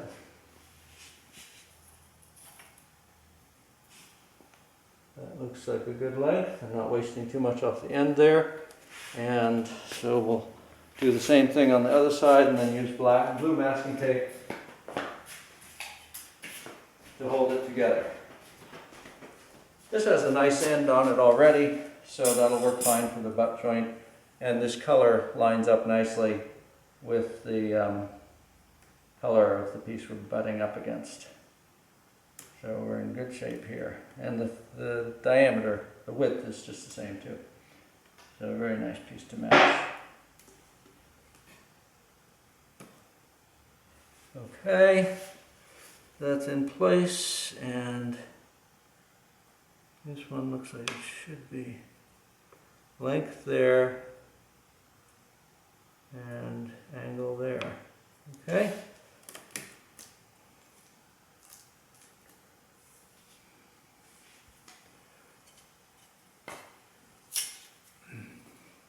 Again, if you have trouble getting this really precise, that's not to be worried about, because yeah, I guess slant this cut, not cutting right straight down and slanting it, because the boards are a little angled at this point. They're not meeting square at the back end. So I want my cut to allow them to slant, to angle in a bit, so the cut is angled. Okay, and let's see how we've done there. Butt it up first against the back of the last plank and get it into the corners here, and we'll see if we're on target. Yeah, that looks very nice. Okay, that will do just fine.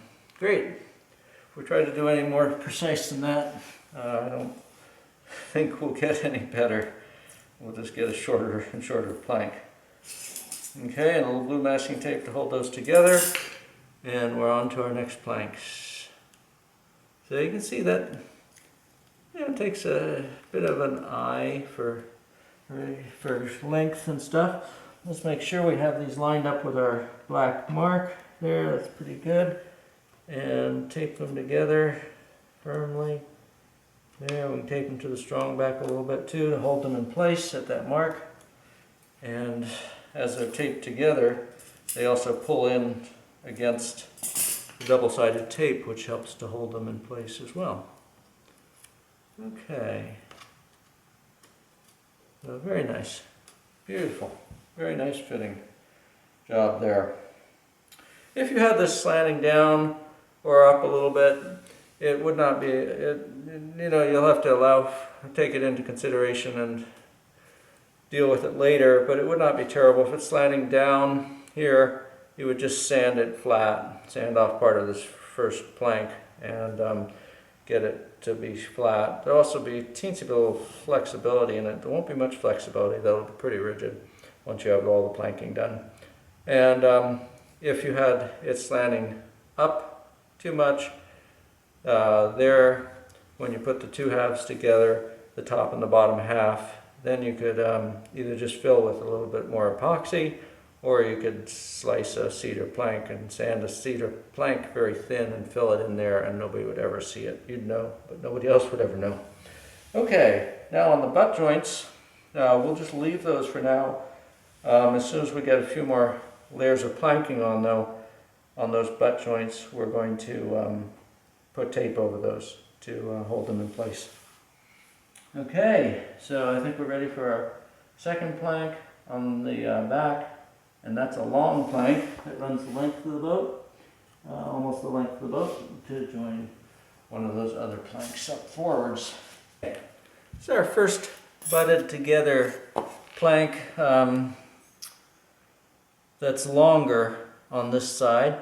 So I want to show you how we want to do this. Rather than take the whole plank off all the way along, we're going to cut it in place here. So we're first going to mark it right along the center line, like so, and then we're going to contrive to cut it right here in place. This is a little tricky. Again, remember it's going to be slanting in, so we want to angle the cut to allow it to slant in. Lucky the stuff cuts easily. A little bit different from constructing a main schooner where the planks are 2 inches thick.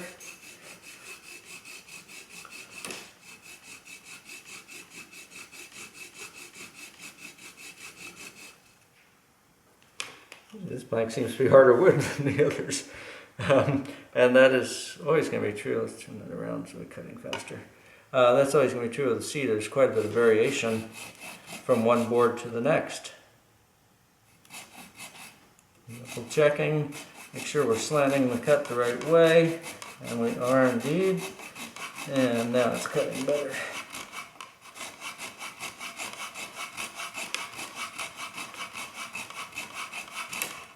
Okay, see how that looks. That's just a little bit long, which is fine. We'll take our sandpaper and sand that a little bit shorter.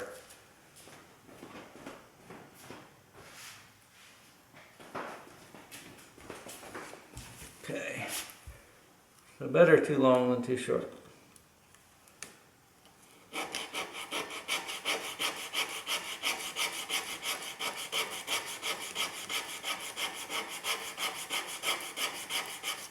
You see these back planks definitely take more work than the front ones because of needing to be the right length exactly. So you can also see how flexible this cedar is and how easy it is to pull it to the side to adjust the length by sanding. Okay, a little bit more and then we'll have it. And this is where good sharp sandpaper works nicely. If you're using a really dull piece of sandpaper, this could get a little bit slower.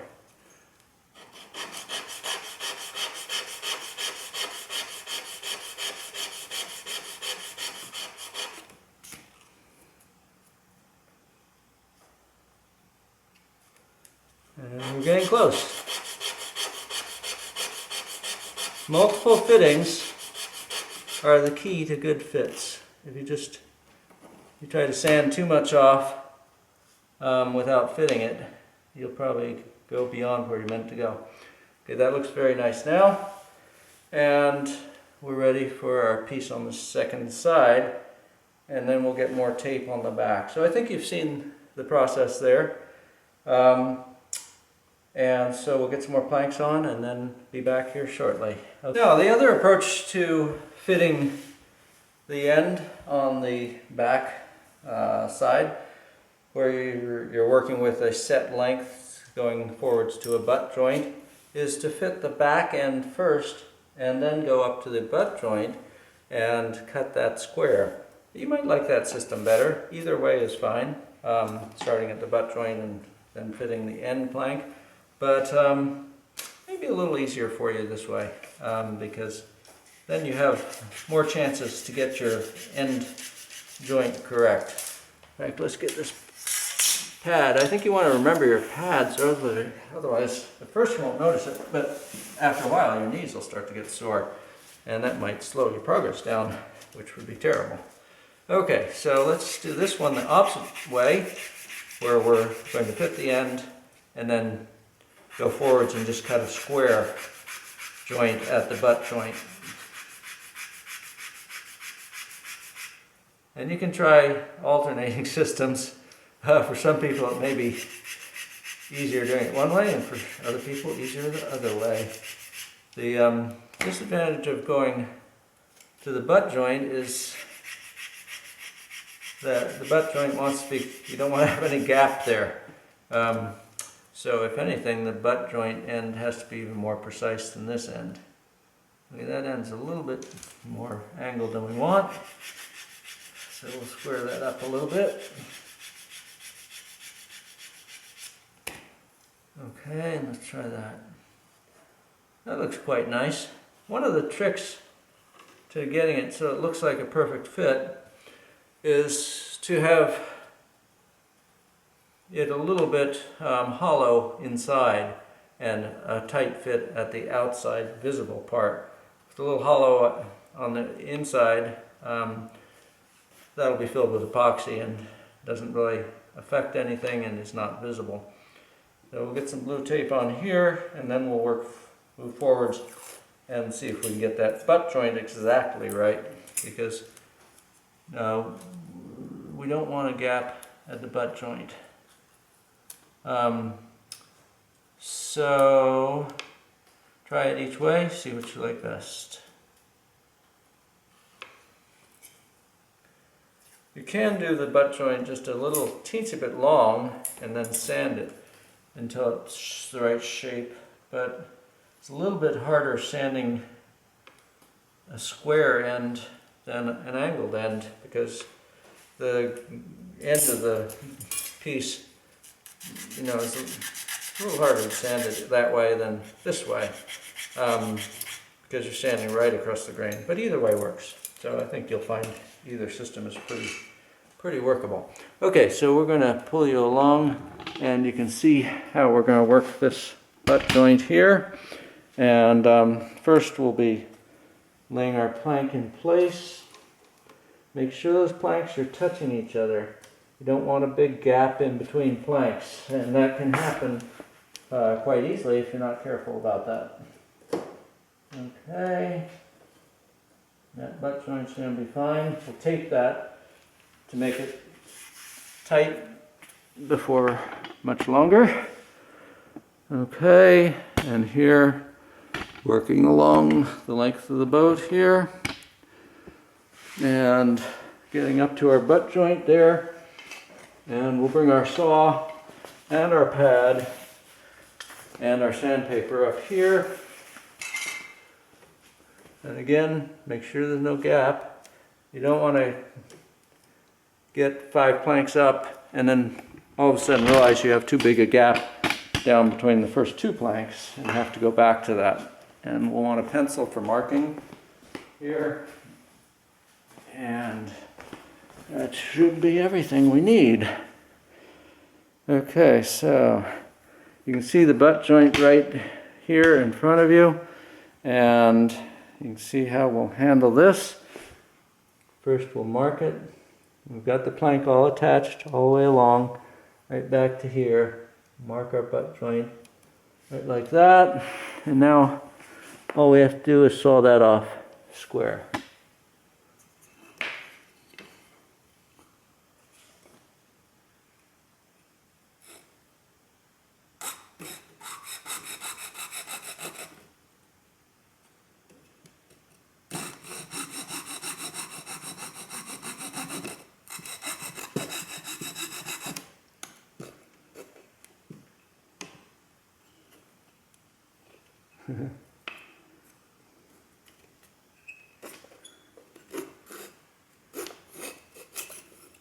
Okay.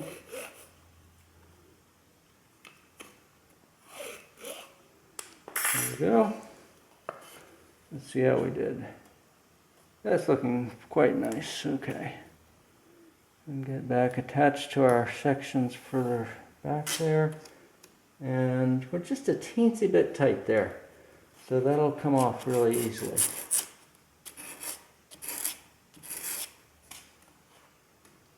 Okay. Looks good. Okay. That should be fine then. And on to the next plank. Good, and as we get these, you see 2 planks, it's starting to, doesn't look quite as flimsy. It's starting to look a little bit more solid there, which is great. Okay. Now we have 9 planks in place. 8 of them went on just normally with the ends beveled to fit together, the first 8. Then the 9th one, we do something a little bit different. The 9th one fades to nothing at the end, and that's done by sanding the plank to a very thin point at the end. And it starts to get fair to the point right behind this hull section here, just after that. Keep the full thickness at the hull section, but just after that hull section, right as soon as you pass the hull section, start fairing that plank down till it's nothing. So it's just a very pointy, thin end. And make that even fairing. And what we're trying to do is approximate the shape of this tailpiece. So the planks will match the shape of the tailpiece as they move up here. The next 6 planks will be faired down to nothing here at the back end. And then when we get up here, they'll start to run the full length and be fit together at the back end. Okay, so that's just a little preview. It's going very nicely. All the planking is going on really smoothly and looking beautiful. And it's going to be super light, very fun to paddle, very fast. Okay, so I just wanted to give you that heads up on these stern planks. Oh, if you have a belt sander, this is a great time to use your belt sander. Sand both sides equally till it comes to a point in the middle. If you are sanding by hand, 100 grit probably is about the best to use, and use some new sandpaper. It'll go a lot faster. If you have a very sharp hand plane, a little block plane like this, you could use that as well. It's some chance you can split the wood out and tear it, but mostly if it's really sharp and you're planing from where the hull section is towards the tip, you'll probably do pretty nicely with it. Okay, so we'll carry on and get a few more planks on, and then we'll see you shortly. Okay, thanks. Let's go ahead and plane one of these using the hand plane system, and you'll see that it works quite nicely. This one will not come all the way, this plank will not come all the way to the back end. In fact, the last plank we put on ended right about here as well. So as we fair these in, some of them will be a little bit shorter, then some will run a little bit farther, and we're again trying to build up till we're just level with this tail piece here. As we come up the side, we want to come out level with this tail piece. And so looking good. In the end, the planks on the top will come like this and fair in to these planks that we're reducing in size. Okay, and this one has the butt joint forwards, and hull section 12 falls right here, and I'll make a little pencil mark on there so I know where to plane to, and I don't want to plane out my pencil mark, I want that to stay there. Okay, so here's the hand plane. This is quite sharp, and the blade is just set out a very small amount, and we're planing, the board is sitting on edge, not flat. We want to plane the edge down till it meets at a point at the tip.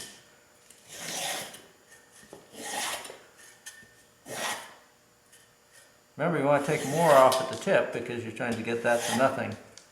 So some of the strokes are just short strokes right at the tip. Let's flip it over now and hit the other side. You need to have a block supporting it, otherwise you won't be able to plane it because it will get too thin and floppy. Okay, just checking, make sure it's going down evenly. And that's looking like we're making good progress here.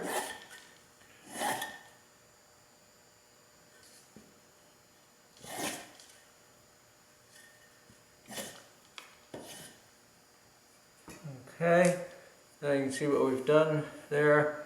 Maybe if I hold it against my light colored sweater, you can see it the best. So we've got it down to a very fine point, but we're going to do a little bit more now with the sanding block and smooth that out a little bit. So 1 second.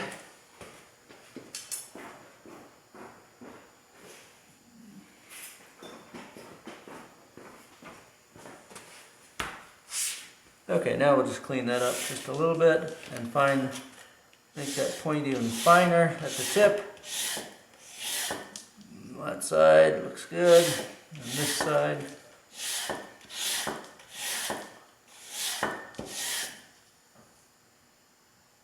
Looks good.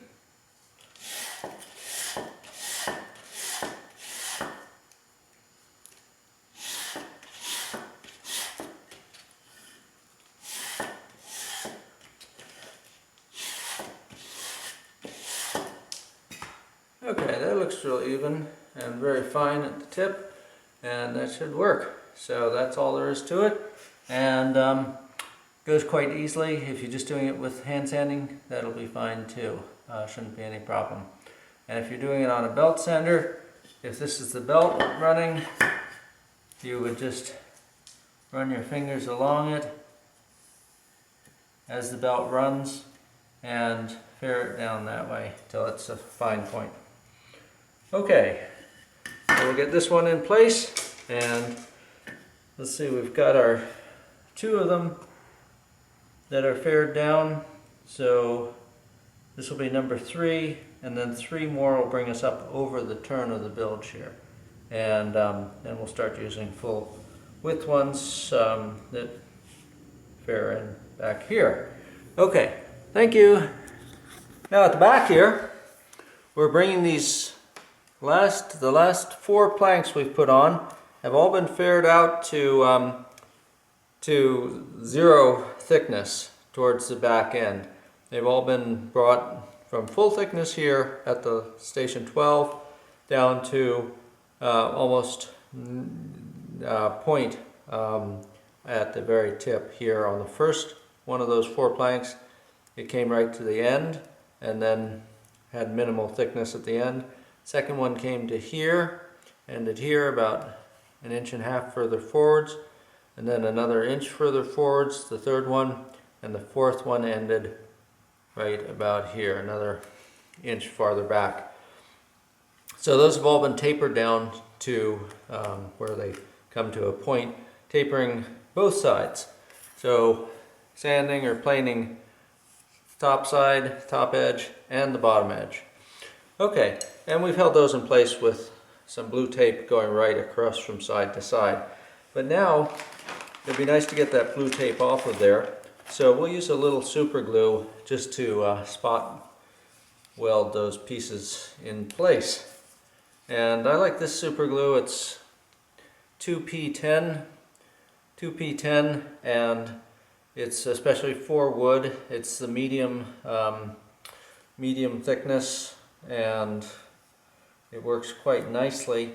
One of the reasons I like it is it comes with a 2P10 activator that you just spritz it with real lightly, and that sets it off instantly. So it makes it real convenient. So we're just putting, let's do your side first, just a little bit right between the planks where we want them to be held in place so we can take the tape off.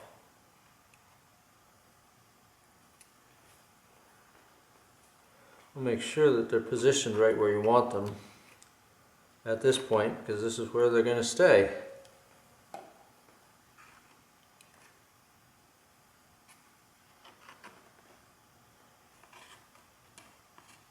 And I wouldn't put a huge amount on because we're not trying to glue the planks down farther. We're just trying to get these last few planks glued in place. Okay, so a little bit more. This one wants to slide in, so I'm going to put a little bit more glue on it there, and then we'll spritz it while we hold it, and that will set it right off, and it should stay right there. Okay, so those should stay in place now. Okay, good.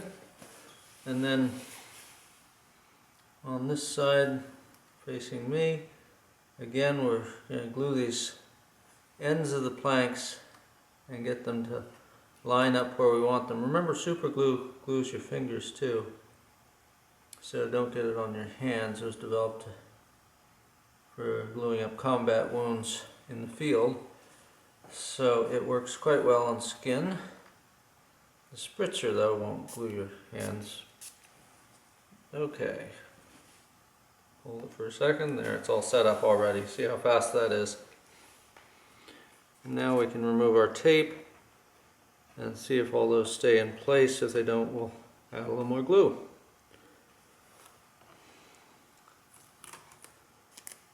Okay, it looks good.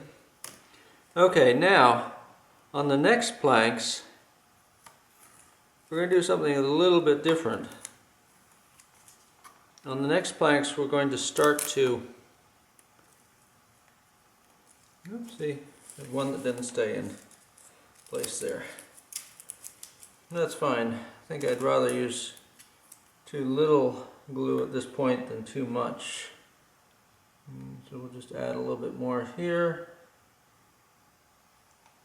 and then hit that.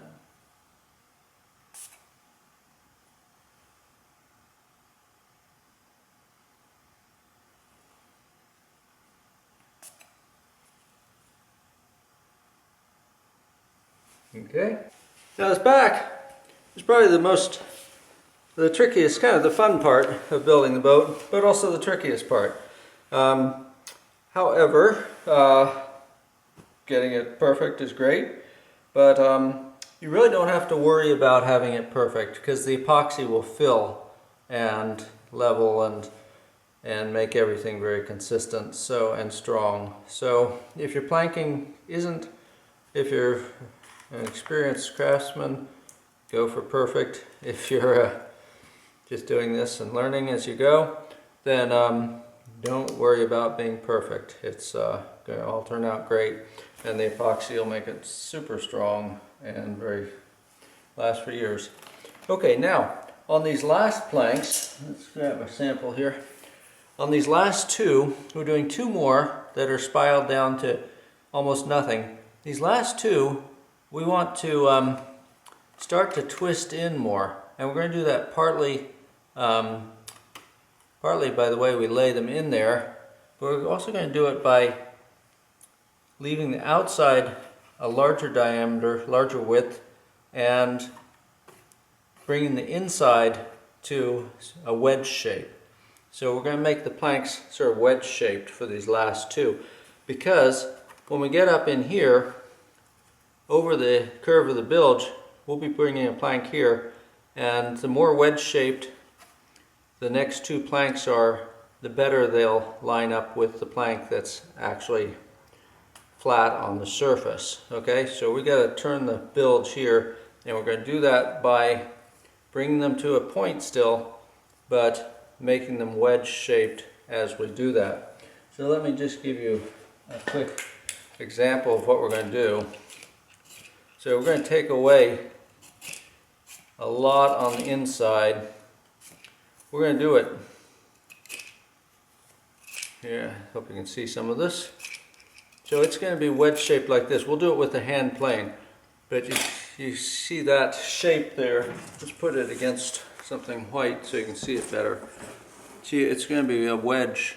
We'll do that a little more precisely than that, but that's going to bring that angle around for these bottom planks, so these bottom planks meet in there a little bit more nicely than if we just keep going up square. Okay, we'll do that with the plane and sanding to bring those around. And we're going to bring this one all the way to the back end. This is the 5th plank towards the back here that we've been bringing to a point, and it's actually, we now have 1, 2, 3, 4, 5, 6, 7, 8 planks that went all the way to the back without being narrowed down. And now we have, on top of those 8, we have 1, 2, 3, 4 planks that have been tapered to a point, staggering forwards on each plank a little bit further, about 1.5 inches, maybe 1 3/4 inches, 1.5 inches here. Okay, those measurements don't need to be that precise. You're trying to eventually end up so these planks are fairly well lined up, a horizontal line across with the tail piece here. So your planks coming down the top of the boat, or the bottom of the boat here, will approximate the tail piece. This is a little bit higher in here than the tail piece. That'll be fine. Not to worry about it. You'll still have a real smooth flow of the water off the back of the boat. We definitely don't want the curve to be we don't want the curve to be backed up, to flip up here at the end. but as long as it's still curving down, we're going to be in fine shape there. Okay, so here's our next plank, and again I'll check and make sure we're not doing an overlap too close to a butt joint, too close to our last few planks. So these are a little bit shorter than that last one, and I think they'll put the butt joint in an optimal place where we really haven't had any butt joints for at least 4 planks. So I like this plan well. And here's another way of cutting the planks, although it doesn't usually leave as clean a butt joint as the saw. But this is the back end, and so I don't need a perfectly clean joint there. Okay, now that was just to cut these 2 planks to be the same length. And okay, so this plank all of a sudden has a problem. The grain had a flaw in it, so watch for anything like that. You definitely don't want to use anything like that. You have enough extra planking that you don't need to use any planks that have any flaws to them. So that's good. We'll get rid of this one and pull another one out in its place for the other side. Okay, but I want to show you how this one's going to go. So let's look over here just a little bit further. Okay, that should do it. Okay, now on this one, we're going to plane the 2 sides. Let's see where we're going to start. Let's put it on here and make a pencil mark right at section 12, station 12. Okay, top side and the bottom side, so we don't lose track of that mark. Okay, now we're going to plane the inside edge and leave more of the outside edge, and we'll bring it to where it's a real fine taper. See, we're holding it, instead of holding it square now and planing, we're tipping it, tilting the piece on the wood block as we plane it, starting right at our pencil mark for section 12. And this could be done with sandpaper just as well, and possibly easier actually. And we'll end up with sandpaper. Okay, that's that edge to a fine taper. Now the other side, this is the inside side of this piece that we're planing to a fine taper. We're going to leave a little bit more wood on the outside. Now, you know, this is not incredibly precise and doesn't need to be, so don't feel that your skill level isn't equal to this. It's really not, you know, the epoxy can fill a 1/4 inch gap. That's the width of these planks, so even if you skipped a whole plank, you'd still be okay. The epoxy would fill right in and make your boat just as strong as it needs to be. Okay, that's a pretty good wedge there. Let's clean that up with sandpaper. Again, the plank, I'm holding the plank on edge. It's not square when I'm working, I'm holding it on edge at about not quite a 45-degree angle, but pretty close actually. Probably about a 35 or 40-degree angle. Okay. We're cleaning it up, trying to get that cut edge, that wedge-shaped edge, you know, flat without too many bumps in it. And we're making sure we don't go farther back in our sanding than the mark, the pencil mark we made at station 12. Okay. So that side looked pretty good. We still want to come to a little bit more of a point here at the end. We don't really want any significant thickness at the tip here. So we've got a little more sanding to do still. This could be done on a belt sander. Be careful on belt sanders, they move a lot of wood fast. And so don't go too far.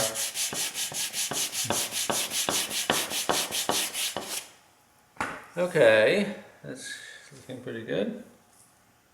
Getting it down to a fairly close wedge.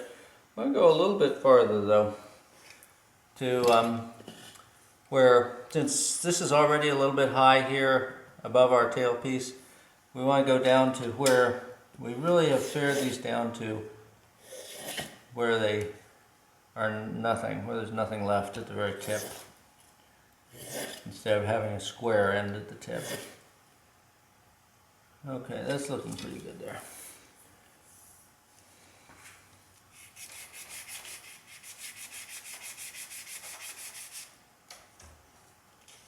On the inside of our bevel, we're down to a point on the outside, wider edge. There's just a little, very small square tip showing still. A little hard to hold when you're sanding it, but you can sand your fingernails at the same time. I guess that's okay. There. Okay. That's going to be a little hard to see, but I think you can get the idea. See that it's coming to a tip. It's actually wedge shaped there. And let's try it out and see how it's going to look. I think it'll do just fine. Doesn't really matter which side this is on, it's actually symmetrical. Okay, so we're bringing that angle right around, and with one more plank we'll have what was a surface, the surface of the planks, the top edge of the planks was, you know, slanted in a little bit, but fairly close to horizontal. And now with this plank, we've made the edge of the plank almost a 45-degree angle. So that's one more plank, and we'll have the planks almost, the edge of the plank almost vertical. So this top piece of planking, when we get up over the knuckle here on the station 12, this top plank will lay right in there against the edge of that next plank. See how nice that's looking there? Even now we're in pretty good shape there. Okay, but we'll do the next one a little bit wedge shaped too. Not much more actually. We're pretty much, this edge up in here is almost vertical. So that one plank really took care of most of that twist. Okay, and we'll get this plank on. That wasn't too hard, was it? You've been worrying about this all the time, thinking, oh, how's that going to work out? Well, that was easy. Okay, and there's orange backing tape out of the way.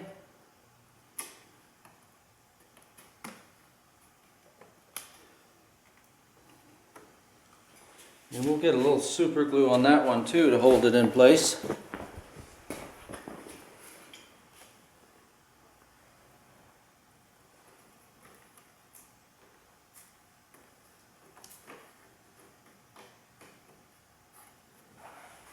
And it's just working forwards here. If you want to see something about what we're doing, let's give you a little better angle here.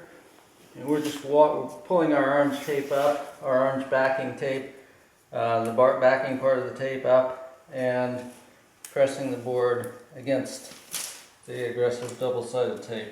And it looks like here we didn't get our orange tape above that last one, so we have to back this one out a little bit, just enough to grab the orange tape and pull it out.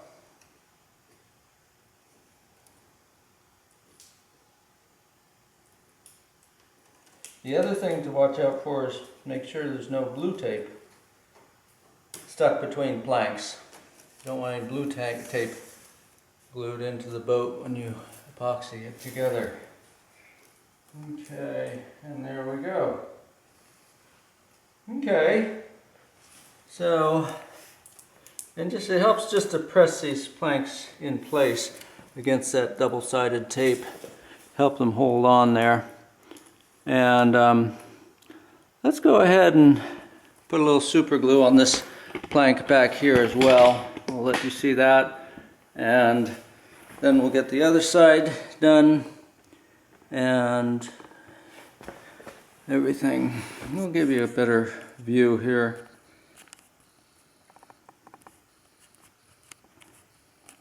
Okay, that should let you see it pretty clearly. And if you have a slightly longer setting super glue, you could put the glue in place and then tape things, but this fast setting super glue is awfully convenient. Okay, make sure it's all on top where you want. Actually, I may tape this to the back, and then I won't have to hold it while I glue it. I'm not too concerned about this tape holding for very long, so I don't need terribly good tape here. Typically, don't reuse any of your tape. Okay, but that looks good. It's not taking much force to hold it into place. That's nice. That's good. Okay, no gaps. Bit of a gap there. So we'll push that down once we have the glue on.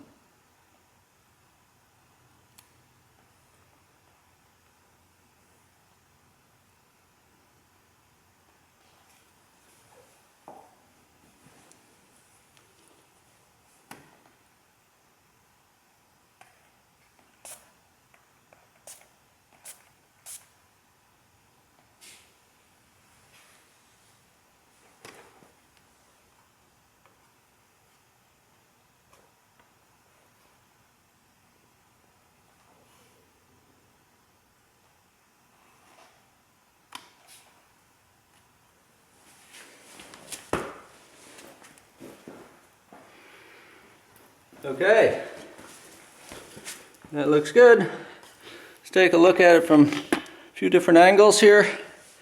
See how the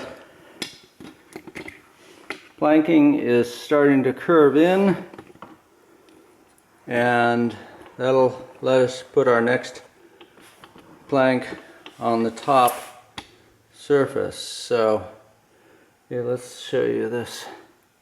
So pretty soon we'll have a plank coming in at this angle, and those are looking pretty. The side edges of the plank are looking like they'll line up quite nicely when we bring the plank in on top. Of course, this plank will not have a square end. It'll be tapered to fit right into the point there. And we have one more plank before we get up over the knuckle. One more plank that will be doing a bevel, so it's got a slanted inside edge at about 40 degrees on each side on top and bottom edges. Okay, so looking good. I think we'll go ahead and do the next plank on this side, because we're one plank behind on this side towards us, and then we'll bevel one more on each side, and then we'll be ready to start bringing them in so they meet along the center line. Okay, good. We'll do a few more planks and then be back. See you soon. You may have noticed all these blue tabs of tape on the sides of the boat everywhere. You may have already figured out what those are. Those are the butt joints where two planks join together, come together and butt together. And it's nice to have the butt joint covered up and a few planks on either side covered with the tape to stabilize the area, and that'll hold it in place. The two reasons for doing the tape: one is to hold the two ends of the planks where they join together level and even and straight. The other is so you can readily see where your butt joints are, so you don't end up making a whole series of butt joints right on top of each other, or two butt joints too close together. So the blue tape makes it much more apparent. So let's put a piece of blue tape on this last butt joint down here, and we'll move you a little closer here. And it's going to be hard to see the butt joint in the camera, but it's right here between these two planks that join together here. So we'll just bring that tape, and typically I'll tape it right at the butt joint is one plank down from the top plank. That's when I'll tape it, so I can go above it, but I haven't lost it. It's not someplace lost way down in the lower planks. So just like that, I'll run the tape down a little bit to stabilize what's the planks below, and then the butt joints right here, and then one plank above the butt joint. Okay, so that's easy. It's good to keep up with that. So every time you do a plank, and then put the tape on the plank right below that last plank where the butt joint is. Okay, that'll keep you from making the mistake of having two butt joints right on top of each other. Good. Okay, looking really good. I'll show you the back now, and we'll get another plank on this side towards us, and that'll bring the bevel at the back to an angle where the edge of the next plank at the very back will be almost vertical instead of horizontal, and that'll let us bring these top planks in to a nice to meet nicely with that back plank. So looking great. The back end's looking like it's coming together really nicely, and we're almost up over the curve of the bilge, and then the planking will be flat on the bottom, and then we'll get up to where we have the 1/8 inch marine okume plywood that covers these flatter sections in the bottom. So our planking is more than half done. We're doing really nicely. Okay, we'll talk to you soon. Okay, just a note on these last couple of planks, the ones that are wrapping in. The last two planks, the first four, you have 8 planks, and then 4 planks that all taper, and then 2 planks that wrap in. And a note on these ones that wrap in, you're starting up here at section 12. There's a pencil mark there right at section 12, and initially the edge is still square, but as you move forwards it gradually wraps in to a wedge shape, so that by the time we get to the tip it's very definitely a wedge shape there. And that wedge shape, as it comes back, the edges get more and more parallel to each other. So you can refine that as much as you want, but as I said before, you can do this quickly and the epoxy will take care of any gaps, or you can do it more precisely if you enjoy this kind of work. Either approach will work fine, so don't obsess over getting this perfect. Don't lose any sleep over it. So this is going to fit right in here, and it's looking really nice. Back in here towards the back, the edge is vertical now, and so these planks that come in laying pretty flat here on the horizontal are going to fit right in here nicely. So we have it looking very good, and we'll put a little bit of super glue on this so it'll hold in there, and might fear that it tip it a little bit. It's not wanting to slide all the way back, so I'll sand that a little bit thinner there. Okay, but looking great on the back. This is kind of the fun work, doing the more precise fitting and everything. That's where it takes a little bit more focus and a little bit more skill. But the planking is so easy to work with that it makes it simple.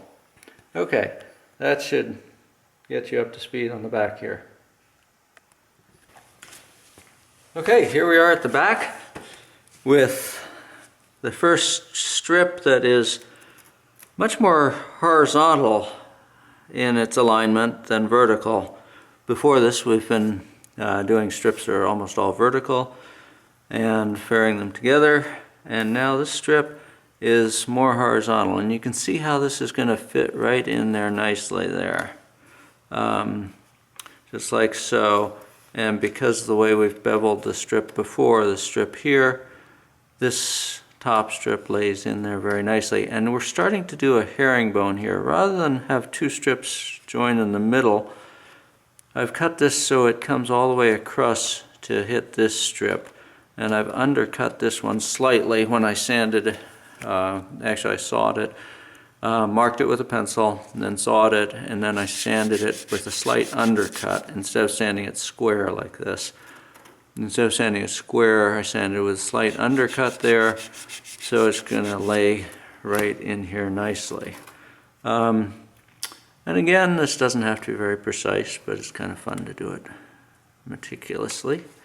And then as soon as I'll get some tape on there and get this strip laying in place, and we'll have this transition nicely underway here to the strips that are more horizontal, lying on the bottom of the boat. Okay, and we'll take a piece of this tape here, and that looks just right there. I'm squeezing this together a little bit here, so when I tape it, it will be just right.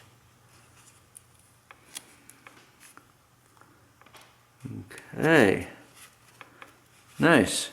Now the next strip will come in from this side and do a herringbone connection right in here with this strip, and then we'll go back and forth with the herringbone pattern on these strips here. Okay. Okay, and that should work nicely. We might do, let's see, we might do just a little bit of super glue right there to hold that together a bit better. Yeah, I think that's a good idea. Let's do that.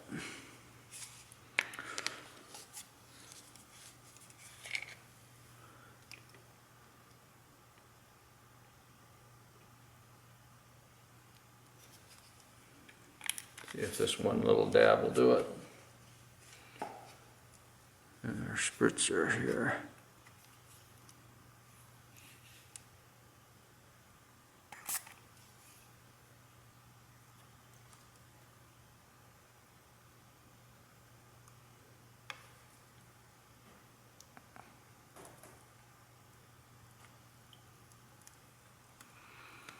Yeah, that's holding. So that looks good. Tape back down. Good.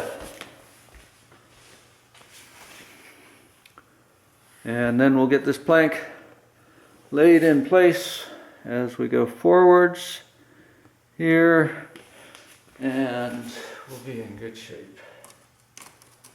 Sliding it up under the orange tape here and pressing it against the bulkheads firmly so we know we have adherence.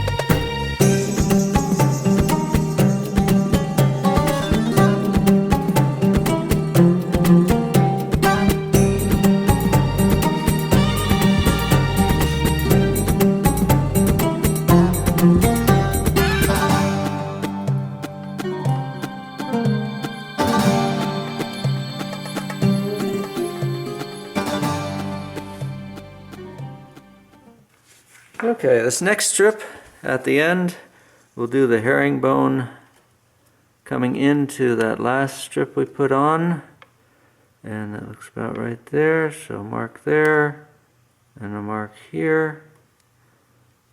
Now when we saw this, we'll want to do an undercut so it fits right up against this one, because you can see the edge of this one is slanting this way, so this one will undercut this way. And then a little bit later we'll pull all this tight together so it all is tight on the mold. We'll use tape for that. Or we could pin it to the mold, but I think the tape will probably do it. Okay, so we do an undercut on here.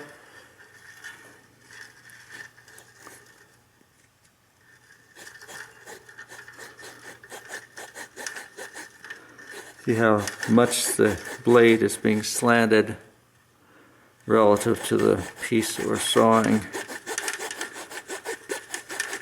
It's easier if this is sitting on something, but I just wanted to do it up in the air so you can see better how we're cutting it. It's a little hard to hold it still.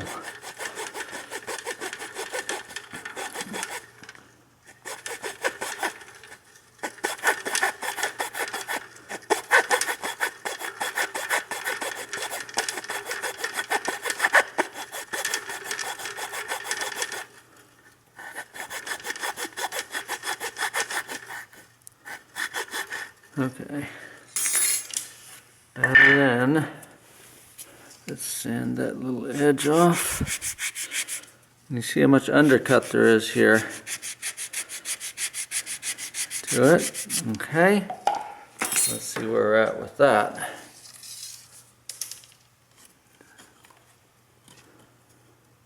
It's a little too pointy because we're touching back here and not here, so let's make that a little less pointy. That's the advantage of the herringbone. If you want to do planks meeting right down the center line, that works fine too. But the advantage of the herringbone is that the cuts, each plank is not quite as pointy where it meets. And we may have taken that back too far. Let's see how it looks though. That's looking pretty nice, actually. Yeah, that looks good. Okay, I think we can keep with that. Okay, and this plank laid in a little bit up here so it stays in place.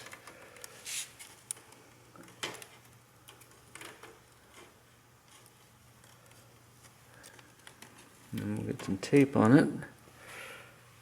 Back. Okay, so we're going to put some blue tape on it right here at the back. Hold it in there. We're going to pull these together tight. Now as you can see, that's a nice fit there. If we can get it taped tightly enough to keep it together like that. Okay, I like that. And you can rub the tape on with your fingernails or any hard object to make it stick better where you need it to stick a little tighter. Okay, that's it, good. And now we'll just be running this plank forwards here along the boat.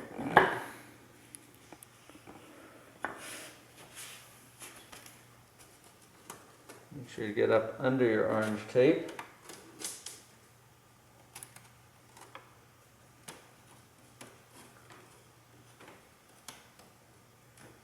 Under the orange backing part of the tape.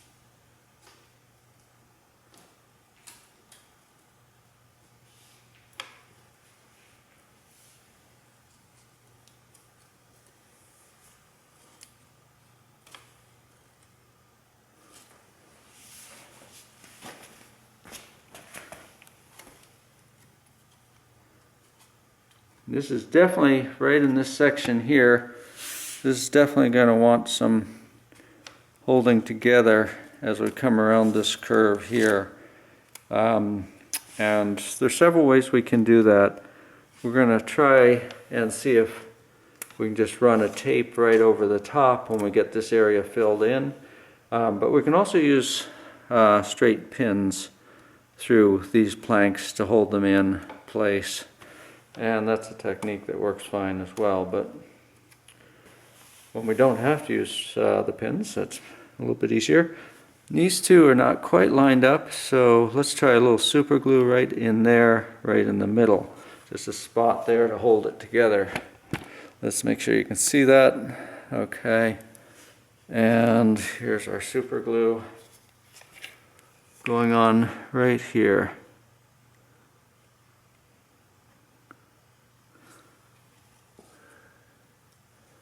And just a little spray.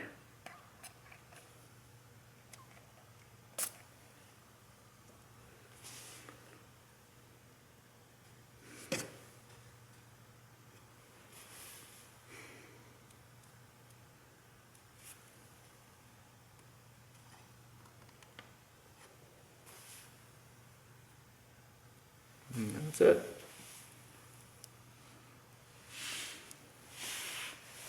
Good, we're looking great.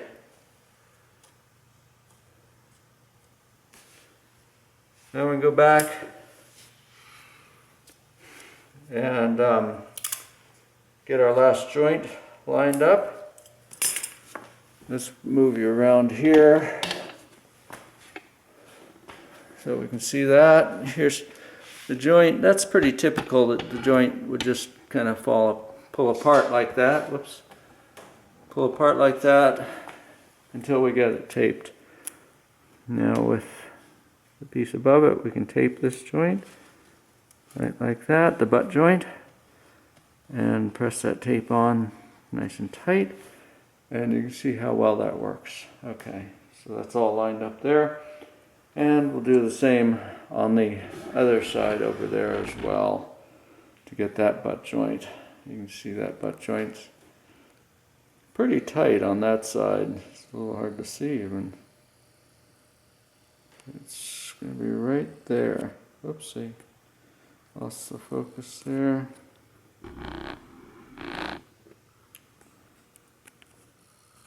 So that butt joint is right there.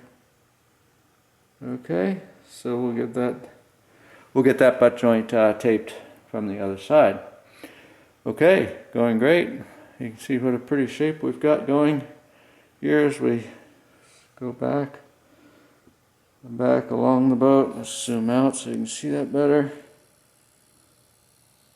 There we go. See how nice that shape looks? Really elegant, really developing a nice curve to it at the back where the boat will leave the water smoothly and gracefully. Two of the critical parts about boat design are how the boat enters the water and how it leaves the water. Here, let's see the entry. You can start to get a sense of how that's developing. Now this boat, I especially like the entry because it flares out enough that it's going to keep the boat a little bit drier when you're paddling. That flared out bow is still a very narrow entry that'll slice right into the water beautifully, but that flared out bow is going to throw the water to the side rather than having it come over the deck right at you as you paddle. So I think this will be very comfortable to paddle.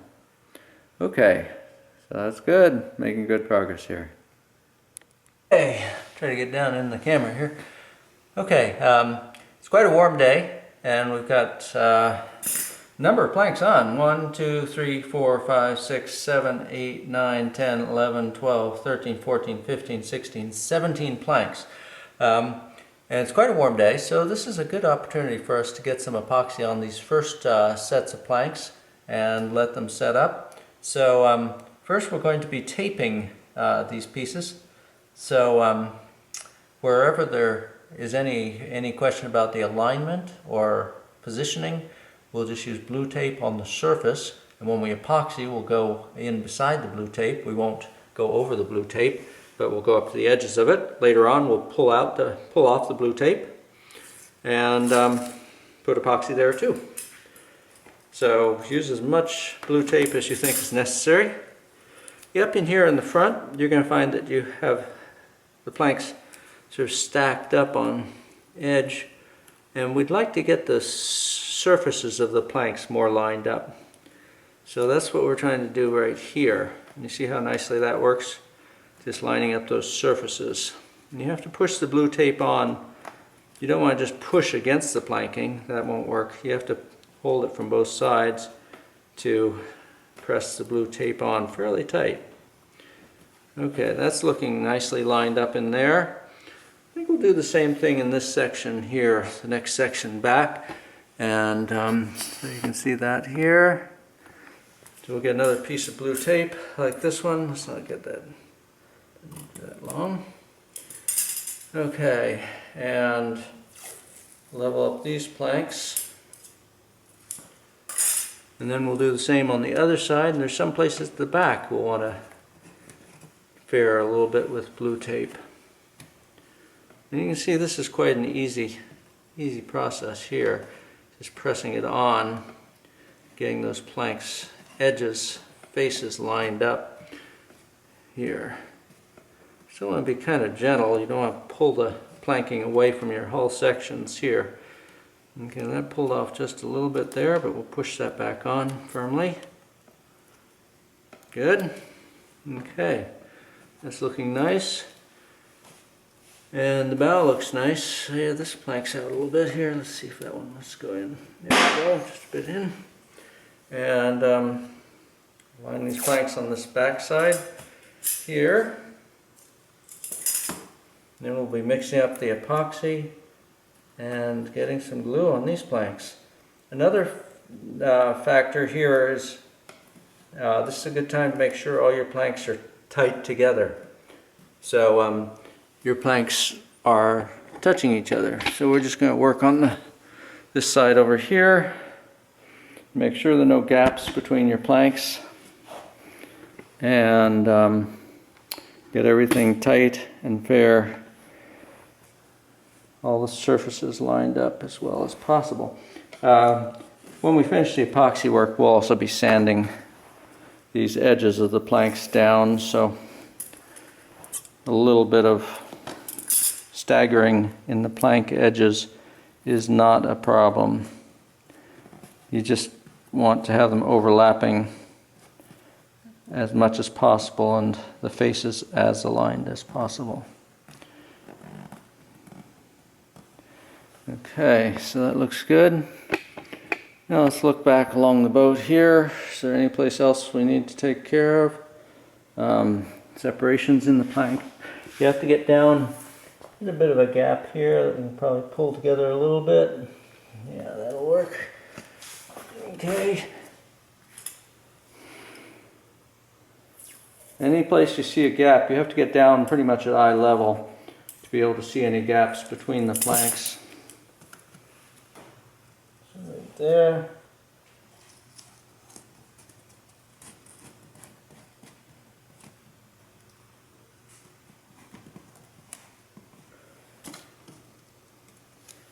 Any place there's any alignment questions, just use the blue tape here to hold it flush. The chances are there's going to be more questions about alignment and gaps in the middle of your sections, halfway between the hull sections. Okay, so that's where you want to check especially carefully. Yes, there's some more here. You could just put blue tape in between every hull section. Let's see.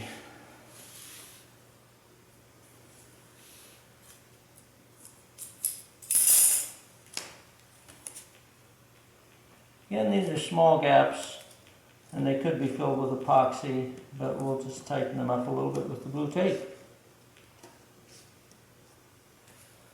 The gaps pull together quite easily. Where you have question with the twist of a plank, it takes a little bit more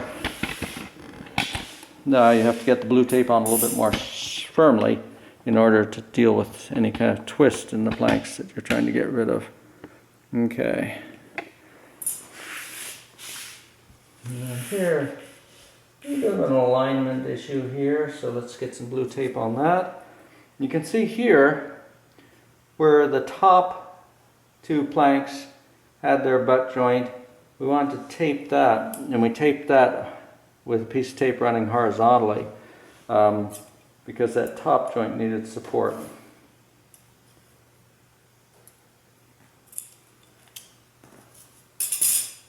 Okay, a bit of an alignment question here where the one plank wants to be out a little bit, one wants to be in.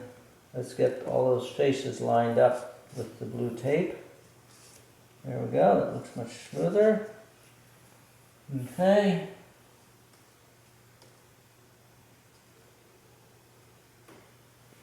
I'm going to put a piece there too. It looks pretty good, but it doesn't hurt to have another piece on there.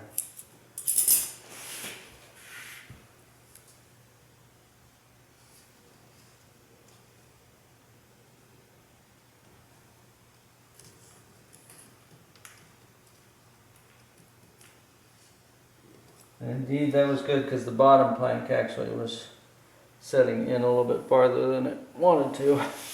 So that was back here a little bit farther where we're working. Let's move it back so you can see more clearly. Now at the back end, this is where we'll really stabilize things. We want to pull the top, pull them together, the two sides together by going over the top. Okay, so let me show you how we're going to do that. This is always going to be the most critical area, the most difficult to get exactly right. So we're going to wrap this tape right underneath, so we've really got a strong hold on there because we want to pull this in tight. Okay, and I'm holding both sides together there. If your hands aren't big enough, this might be a good first place to enlist a second set of hands. But that looks pretty tight there. I think that's looking pretty good. And let's try to get the twist out of these planks using the blue tape. We may use a little bit of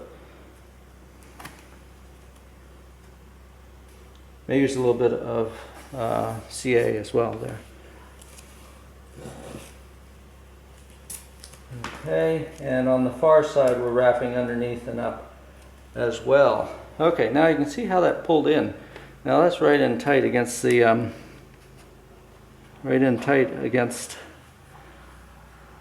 section, whole section. And there's an alignment question in here, so let's use our blue tape to make sure we've got this straightened out as much as we want. Okay, looks good there. And back here, let's get some CA going back in here. Now in here we've got a bit of a gap. How tight are we here? We could go a little tighter there too, so let's do that. And you can see there's no reason not to use plenty of blue tape. Okay, so you can still see this. Okay, so we're pulling those together tight, holding them all down. Okay, nice. And now the flip side, and then we'll come back to the transit, to the back area, the very stern, and there's a little CA in here, if you can see that. Okay, but let's close this gap up back here. We have a pretty big gap in here. Okay, that came together easily, and this tape should hold it.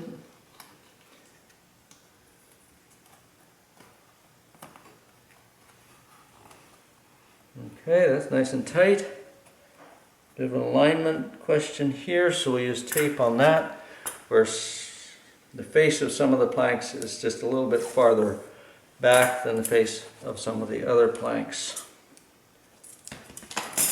And that could be fixed with CA as well as with the tape, but the tape's pretty easy. Okay, that's looking really nice. Beautiful.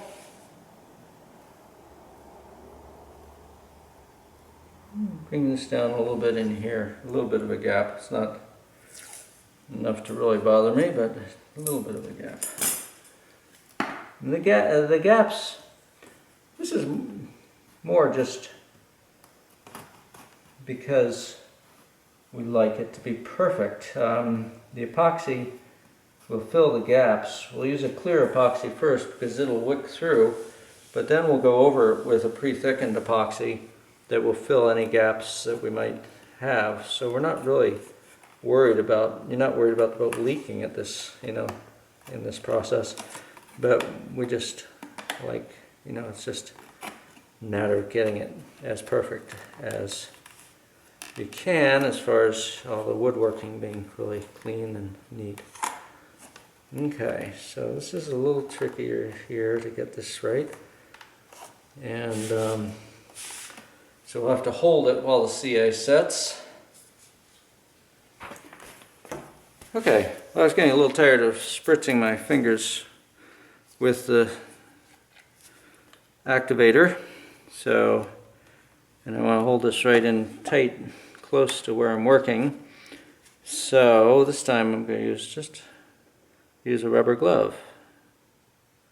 So a little bit there, a little bit here, and a little bit here. Okay, let's get those set up.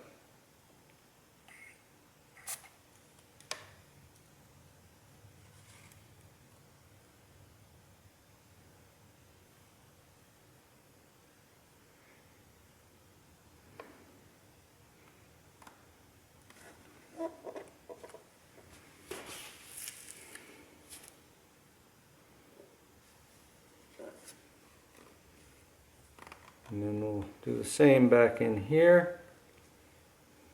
Just touch here. 1, 2, 3.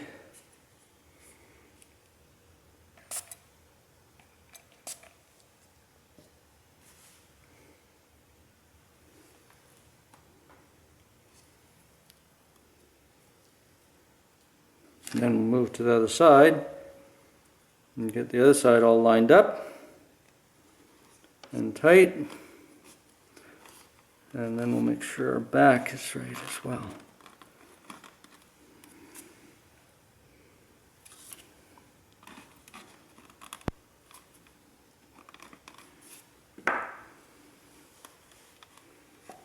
Now we've got a twist thing going here where this darker plank here is twisting over successfully, but this one inside doesn't want to have the same twist. It wants to stay more vertical. So we'll correct that. And we'll get that, grab that with CA. Better get over on this side though. Okay. So this is the one that we're trying to wrestle back up here. But we'll get this here too, and this one we'll get a few places.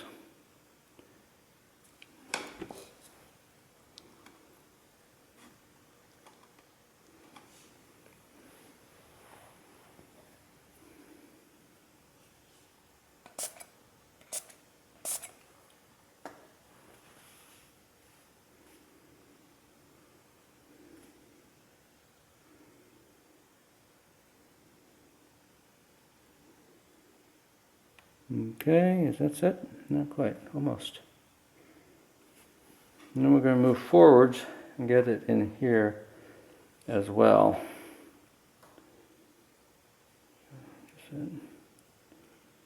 There, and I'm going to get this one also. Let's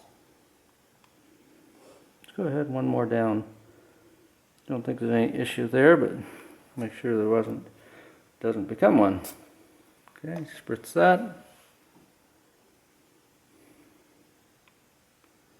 You can see how well the combination of the super glue, the CA, works with the spritzer. These are the 2P10 combination package.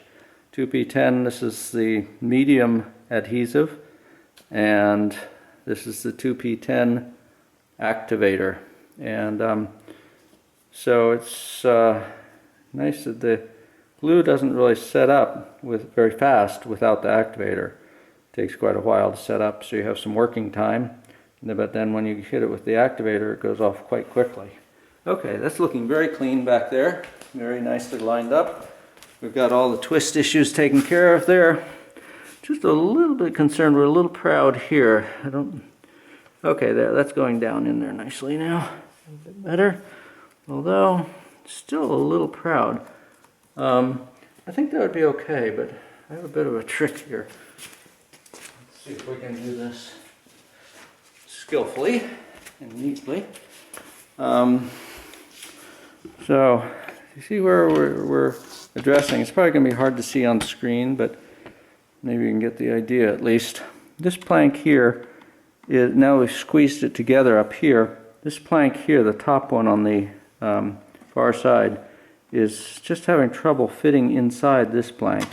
Doesn't want to quite make it. So I'm going to use this really fine hobby saw and just relieve this plank teensy little bit. And then I think it'll slide right down in place. It really would be okay the way it is, but this is kind of fun to see how good we can get it. Now this is a really fine-toothed hobby saw. Essentially you don't really need one of these to do a really fine job on the boat, but it can be useful in a time like this. Okay, I just took that teensy little wedge out, and now that plank's fitting right down just perfectly. That's exactly what we wanted. Okay, and we'll get some CA on these joints back here, and this area will be looking really good. Okay, a little CA. In fact, I'm going to hold that with a little more twist. So let's get something to hold that with. These will fit in there. I have to hold them sideways.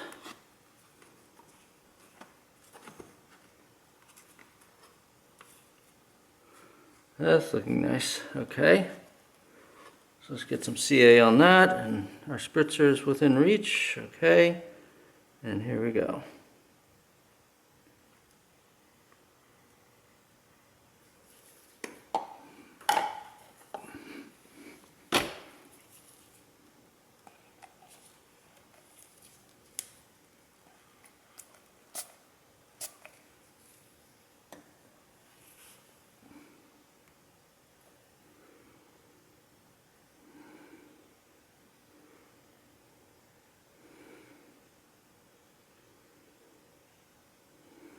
There's a little more force on this one, so I'm going to hold it a little bit longer. Make sure that CA has a good chance to set up. Okay, I think we're good there. Okay, now you can see how nice that looks at the back. Everything's fared in nicely. We're tight against the hull section here. The planks look quite level all through here. And the same on the other side. Little discoloration from the CA that'll go away when we sand. Also the epoxy will darken the wood in a very similar way, so it really won't be visible. Okay, I just wanted to show you now on the second side. I thought it was worthwhile to tape every section. There were just either small gaps or small alignment questions. So every section, halfway between the hull sections, I put a vertical tape to pull the planks together and level them out. So that's not a bad idea. The extra tape is just an extra precaution. So not a bad idea at all, putting a tape in the middle between each of the sections. And so this is looking like we're pretty much ready to do the epoxy work. However, depending on your system for stabilizing the strong back, this would be a very good time to check and make sure your strong back is still perfectly straight. I've actually checked about 3 or 4 times in this process. Certainly of laying up the planking to make sure my strong back has stayed straight. That looks really good. The gap here is the same as the gap here, and we're touching along there. Let's slide it back just a little bit more. Make sure we're true. That's looking pretty true. Might push this over just a teensy little bit. There. Okay, that looks perfect. Okay. And certainly if you knock the strong back in any way or anything, you want to check it right away then. Okay, looks like we could true it up a little bit in the front here. Now, so we're getting pretty close to being right. Okay, and we'll check the back again.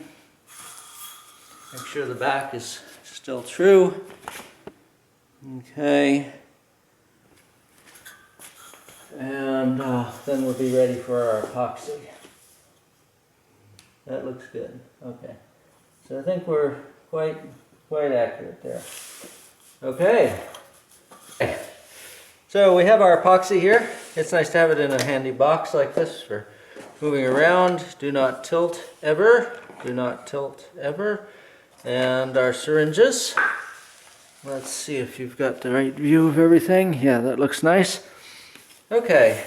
It's quite warm in here now, which I really like because the viscosity of the resin will be quite fluid, quite runny, and that'll help it wick through between the planks really nicely.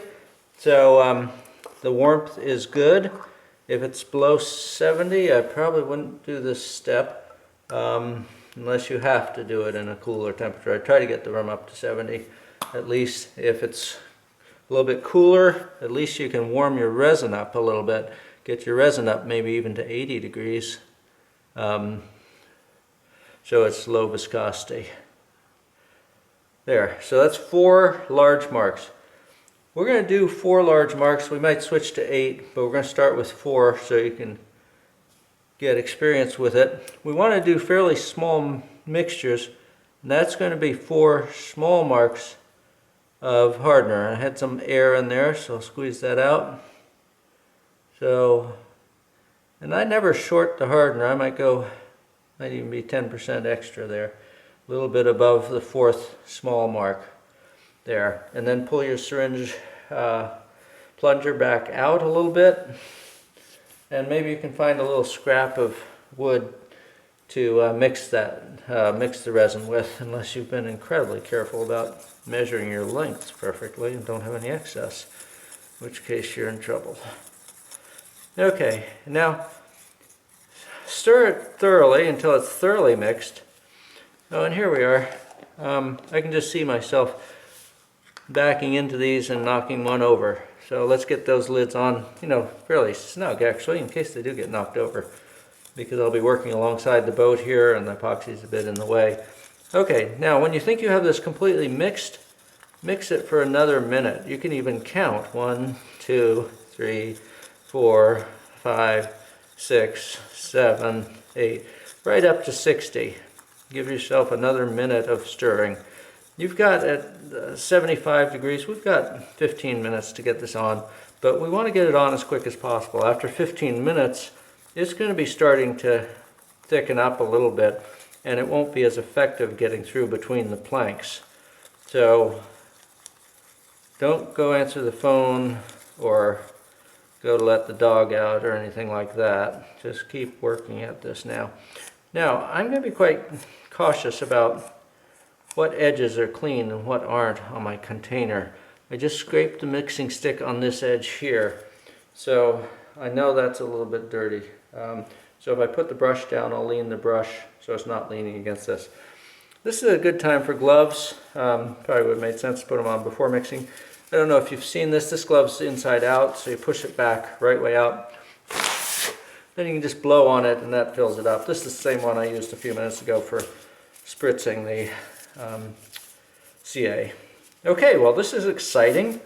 All these loose little planks are now about to become a single piece boat.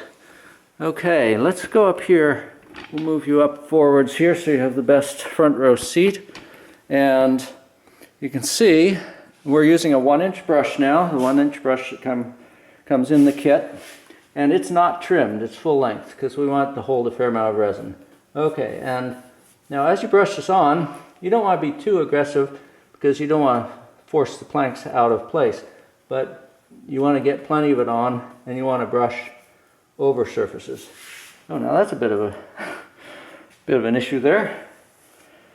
We have some orange tape captured. Very good for you to see this. A little orange tape captured under this plank. Let's not glue that in.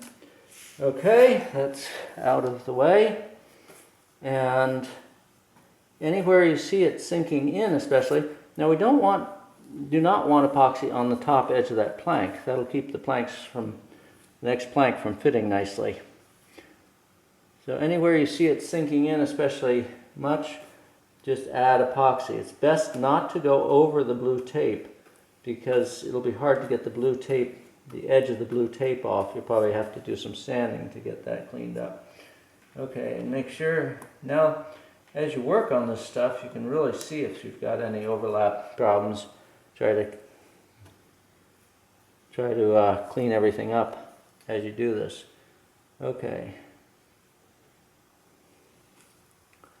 Now, as I say, this is the initial coating.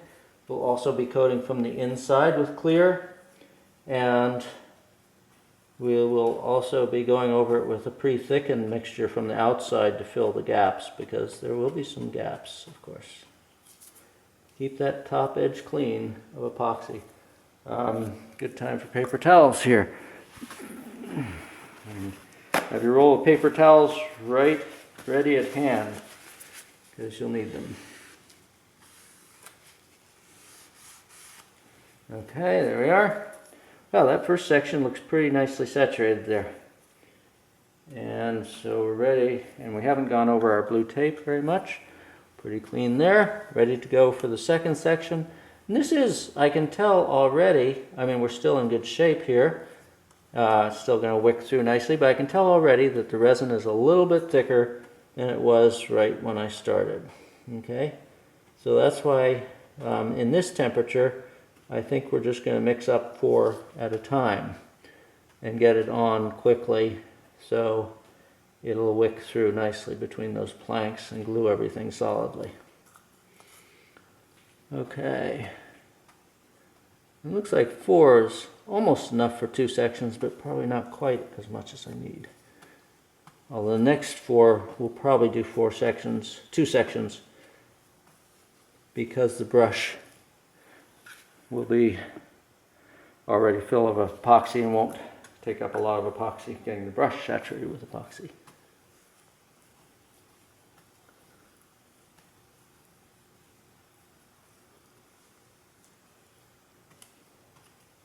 Okay, that looks good. Nice, that's going beautifully, and you can see how beautifully the wood darkens with the epoxy and how nice that's going to look.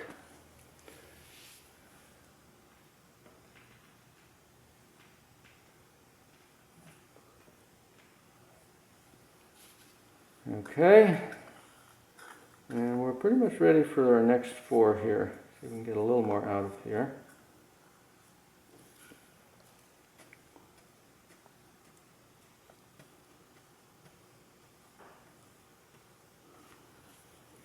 Okay, don't try to make it go farther. You're not trying to extend it. Don't try to do 3 sections or something. You won't have enough. You won't have a heavy enough coating to really saturate the area. Okay, we're going to move you over just a little bit here. I think you've probably gotten a pretty good picture about it. A few of the key things: put your lids back on your containers. That is probably the most important one. Don't mix up your resin syringe with your hardener syringe, and keep everything clean. Don't let your brush get sticky. Don't let your gloves get sticky. If your gloves get sticky, wipe them off right away with paper towels. Use lots of paper towels. Don't reuse the paper towel that's already sticky. And don't forget the hardener. You're going to be doing a lot of small batches here. If you get one batch on there without the hardener, you're going to be calling me and saying, what do I do now? And there's no instant solution to that. So make sure you get your hardener in there every time. You can see the hardener. It's sort of almost like an egg yolk in the clear resin. The resin is clear. The hardener is typically a little yellow splotch in the middle of the, floating in the middle of the clearer resin. So before you start stirring, make sure you see that hardener in there.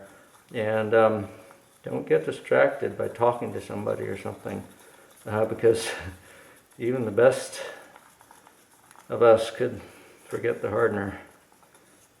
I had a recent experience where one of my helpers was mixing up the resin and knows exactly how to do it, and on quite a large job forgot the hardener, and so the whole thing had to be cleaned off and started again.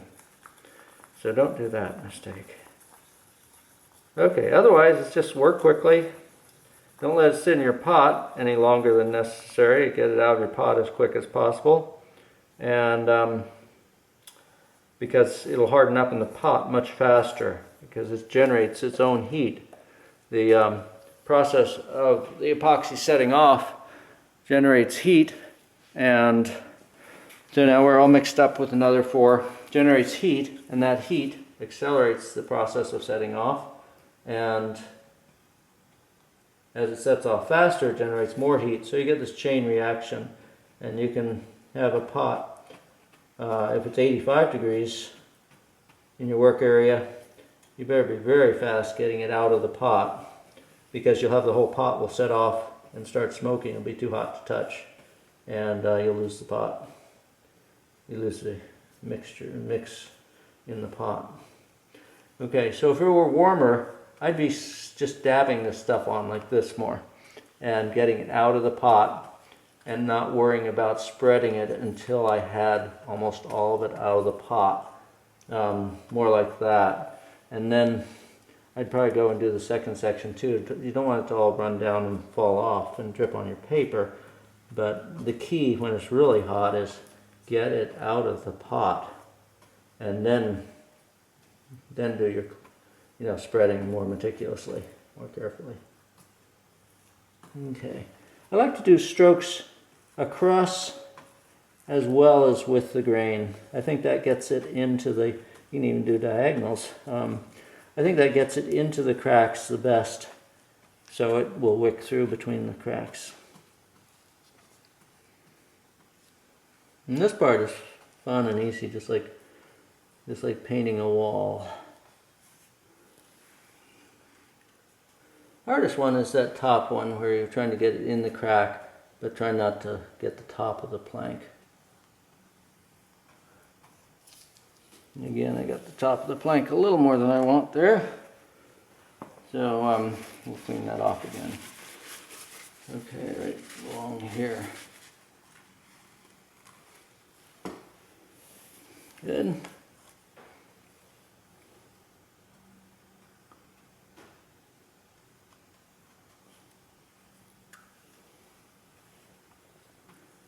Okay, and go back over it, because as the epoxy wicks through between the planks, which is what we want, you'll see that there are gaps again on the surface where the epoxy is no longer there.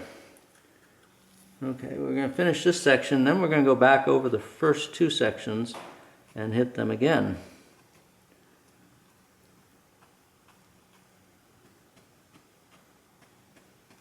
So this is pretty easy, isn't it? I'll tell you, it's a lot easier than trying to glue each plank in place separately as you lay it up. Okay, so we're going back over the front sections here and coating them again, because a lot of that epoxy is wicked in now between the planks, and so we'll fill the exterior surface again.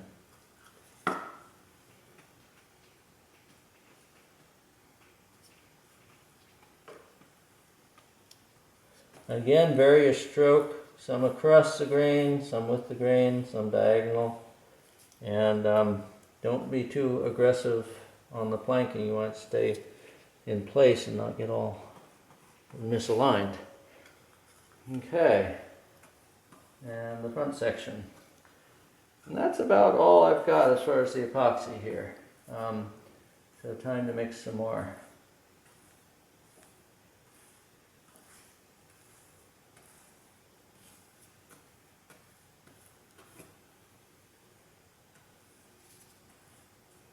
That just about did it though. Get a little bit more and then we'll have these front two sections pretty well done. But we'll come back and check them again, see if there's any place we want to coat again. With a third go over. Okay, nice. Looking good. Time for another batch. And we're going to start using our knee pad here. Kneel on so we're more comfortable. And I think you've seen what's involved. We'll be doing this next section and work our way right around the boat. At the back we'll be very careful, but it'll be just the same as what we've been doing here. And the blue tape stays in place until the epoxy's set up, and then eventually the blue tape will come off and we'll coat with epoxy the spaces where the blue tape was sitting.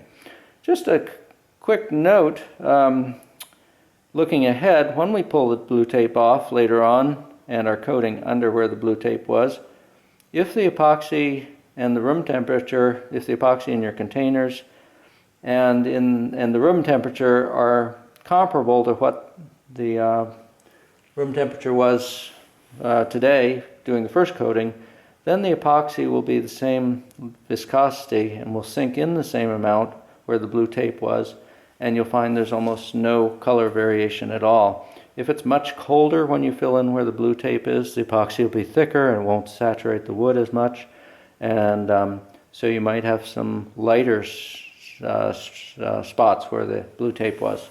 But most of this epoxy on the surface will be sanded off anyway later on, and so don't worry about any minor color variations. But here we're pulling away from the hull sections just a little bit more than I want to. So I want to bring these planks in a little bit, and so we're going to use the pinning system on these, and this is a very viable method for holding the planks in. It doesn't do any damage at all. It's a bit of a trick though to get it to work right.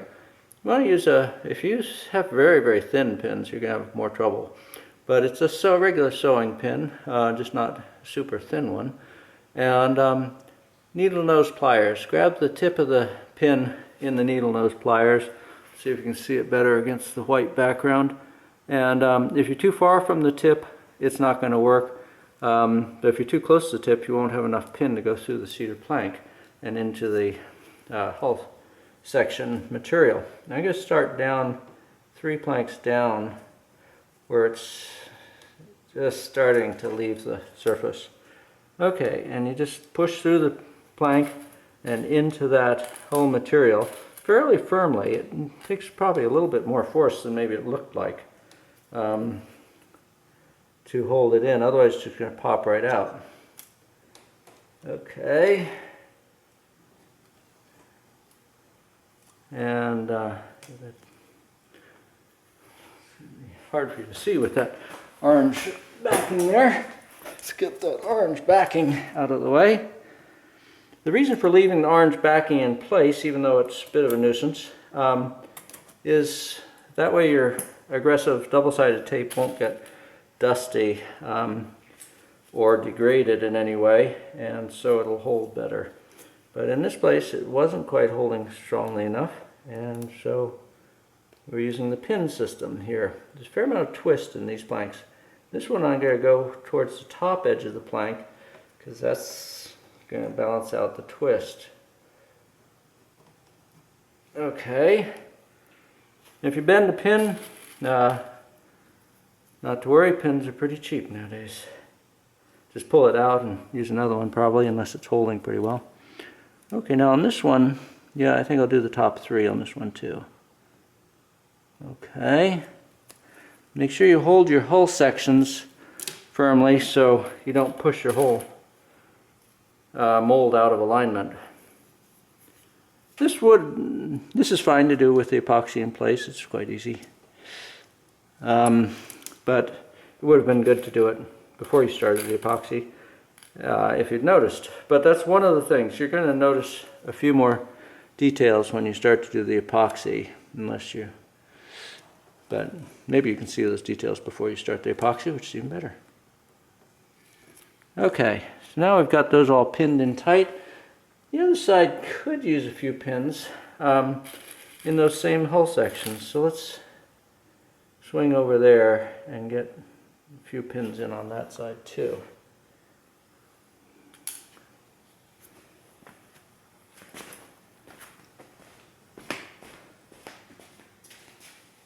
Okay.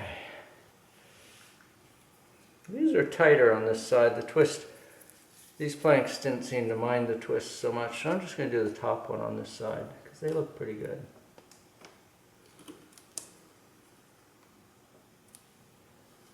Okay, that's good. And that'll do. Okay, so anywhere you need the pins, use them.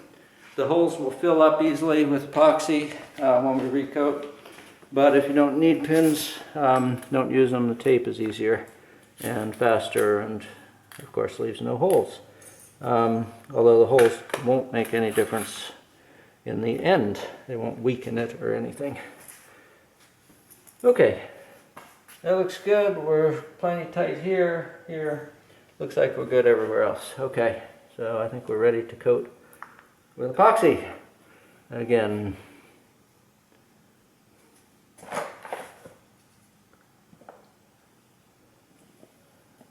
and we'll keep going with 4 of the hardener, 4 of the resin, and 4 of the hardener.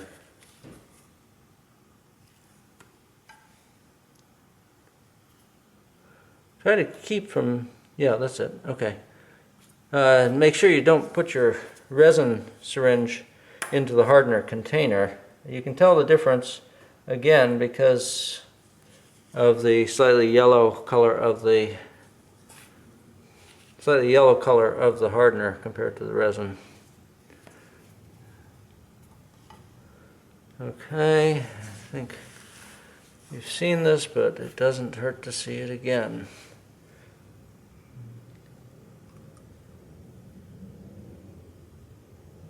Watch for bubbles at the top of the syringe right next to the plunger. If there's a bubble there, go up a little bit higher to allow for that. And what I wanted to show you was, maybe you can see there that little blip of yellow, almost like a yellow yolk floating in the resin there. That's the hardener, and that's the indication that you've got hardener in there. If you don't see that, you probably forgot the hardener. Okay, and lid's back on. That's probably the most important thing. And if you don't put it on tight enough, you just set it on, it'll catch a little bit.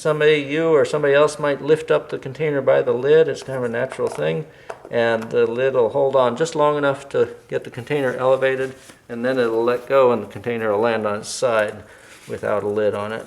So once you do those things a couple of times, you start realizing that screwing the lids on fairly firmly is a good idea, especially working on the floor like this where you're more likely to kick things or trip over them. Okay, and very thorough mixing. Get around the edges. Don't just mix in the middle. The edges won't have gotten mixed. You'll have raw resin sitting against the sides of your container, on the sides of your container, that never got any hardener mixed with it, and that resin will never get hard. It will always be liquid. Always be sticky, at least. Okay. And again, we're working fairly quickly because it's fairly warm in here. Okay. So we're going to go ahead to a new section.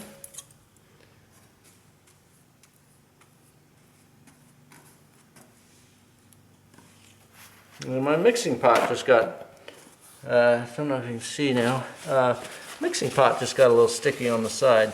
Don't like that. And so we'll clean that off. Let me get the epoxy out of the brush first. Set the brush aside, and then we'll clean off the mixing pot. I already cleaned off my glove where I touched the mixing pot. Okay, so everything is clean. Again, my glove is clean, the mixing pot is clean, and give you another view of brushing it on, and then we'll let you relax while we finish up the rest of the boat. Getting the epoxy on the rest of the boat. Okay, between the tapes, be fairly careful. It really is. It's not a long-term problem, but it's just a nuisance to have epoxy over the blue tapes because then you can't take the blue tape off easily. It's hard to get off. So you don't have to go right up to the very edge of the blue tape. There's no problem with being at least 1/4 of an inch away from it, from the blue tape. It's a lot better than going over the blue tape. Okay, and then we're going to come back into this section, which just has one coat. And now with the pins, you can go right up to the pins and around the base of them, and make sure you don't skip that area entirely. The pins will pull out of the epoxy quite well.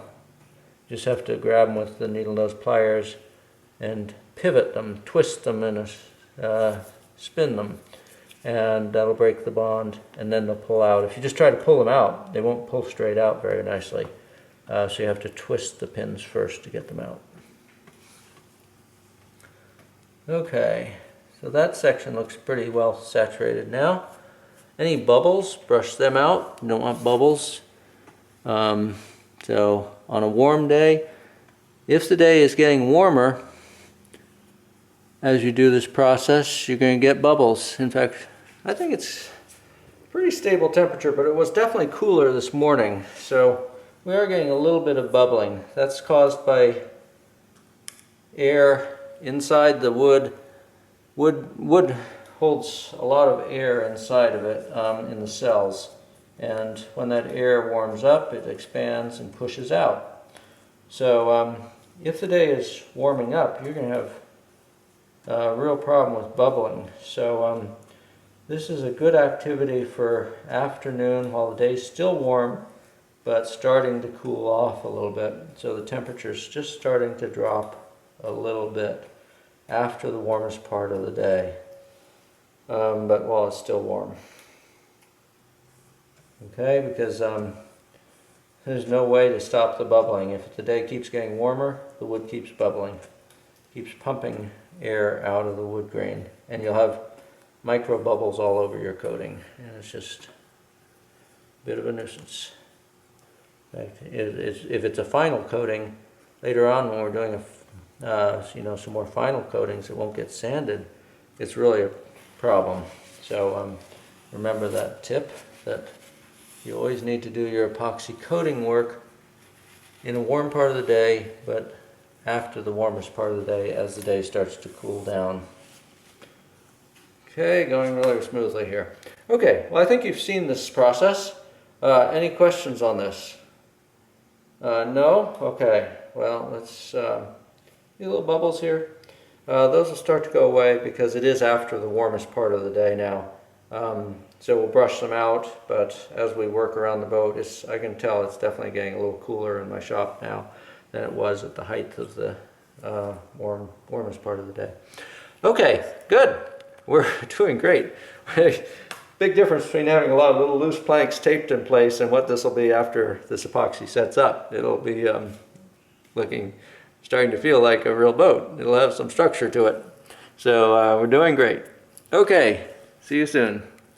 Okay, we're finished with the epoxy on the sides. Both sides are completely coated, and I checked pretty carefully. We ended at the bow here, and So this bow section still has a couple of bubbles, and we'll go back over it. And then the last thing we'll do is go onto the inside and reach into the inside, and we'll be touching up all the butt joints from the inside, since we couldn't hit them on the outside, and that'll stabilize all the butt joints. And those will just take a couple of minutes, and then we'll be finished up for the evening. Now, as it got cooler in the shop later in the day, I started using mixing 8 large marks of resin and 8 small marks of hardener, and that made it go faster, and I wasn't so worried about the resin setting off as I brushed it on, partly because I was getting faster and faster in my work, and partly because it was cooler in here, so the resin wasn't thickening up during the brushing on. So that made it go quite quickly, and it all looks great and very, very elegant and sleek, and by tomorrow morning it'll all be hard, and we'll have a good part of our... We really only need about 8 more planks to get up onto the flat bottom, but then we'll use a few more because we want to close up the bottom enough that we can use an 8-foot sheet of 8-foot length of plywood on the flat surfaces on the bottom, so we don't have to scarf the plywood. So we'll probably be doing almost as many planks again as what we have here.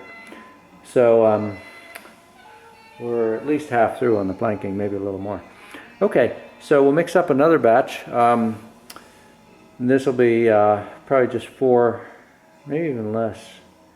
Might be able to do 3 large marks on this one, because we just have a few bubbles in this bow section here that we want to go over. The rest looks, I don't see any real gaps, just those bubbles. And then just the butt joints on the inside. Okay, and on the butt joints, we'll just do like an inch on each side of the butt joint. We're not really coating the inside, we just want to stabilize the butt joints so we can pull off those, the tape on the outside. We don't want to pull off the bow tape or the stern tape. Those tapes won't come off until much later, after the whole boat is off of the jig, off of the strong back, and we'll coat inside the bow and inside the stern, and add pre-thickened, very strong, thick mixture of epoxy in the bow and in the stern to hold those planks together. And then finally, after that's set up, we'll take off the tape at the bow and the stern. Okay, good, well done. And now we'll just hit the butt joints, but that's easy. The only trick is to find them all, and they're all located by the blue tape on the outside, so you have to look on the inside. Leave the blue tape in place though, don't take any tape off now. Okay, good job. Oh, one more thing I wanted to point out, the pins we stuck in, this is the importance of going back and checking your work. The pins we stuck in actually released themselves, and the planks started coming out. So we went in and we just used the same technique, just forced them in farther. And if they bend, that's really not, now we're out of focus. If the pins bend, that's really not a problem. There, you can see them there. In fact, as long as they're in far enough to hold tight. So quite a bit of pin is in the strongback material now. And they did bend, but that's okay. Just leave them alone as long as they're holding. So that's the good reminder, is go back and check your work. Go back and check everything. Brush over places that need it. And keep checking until you have that initial set. Okay, so there we go. It looks good. Beautiful, beautiful hull shape. Should be a really fast, fun boat to paddle. And we're well on our way to having a beautiful wooden kayak. Okay, good night.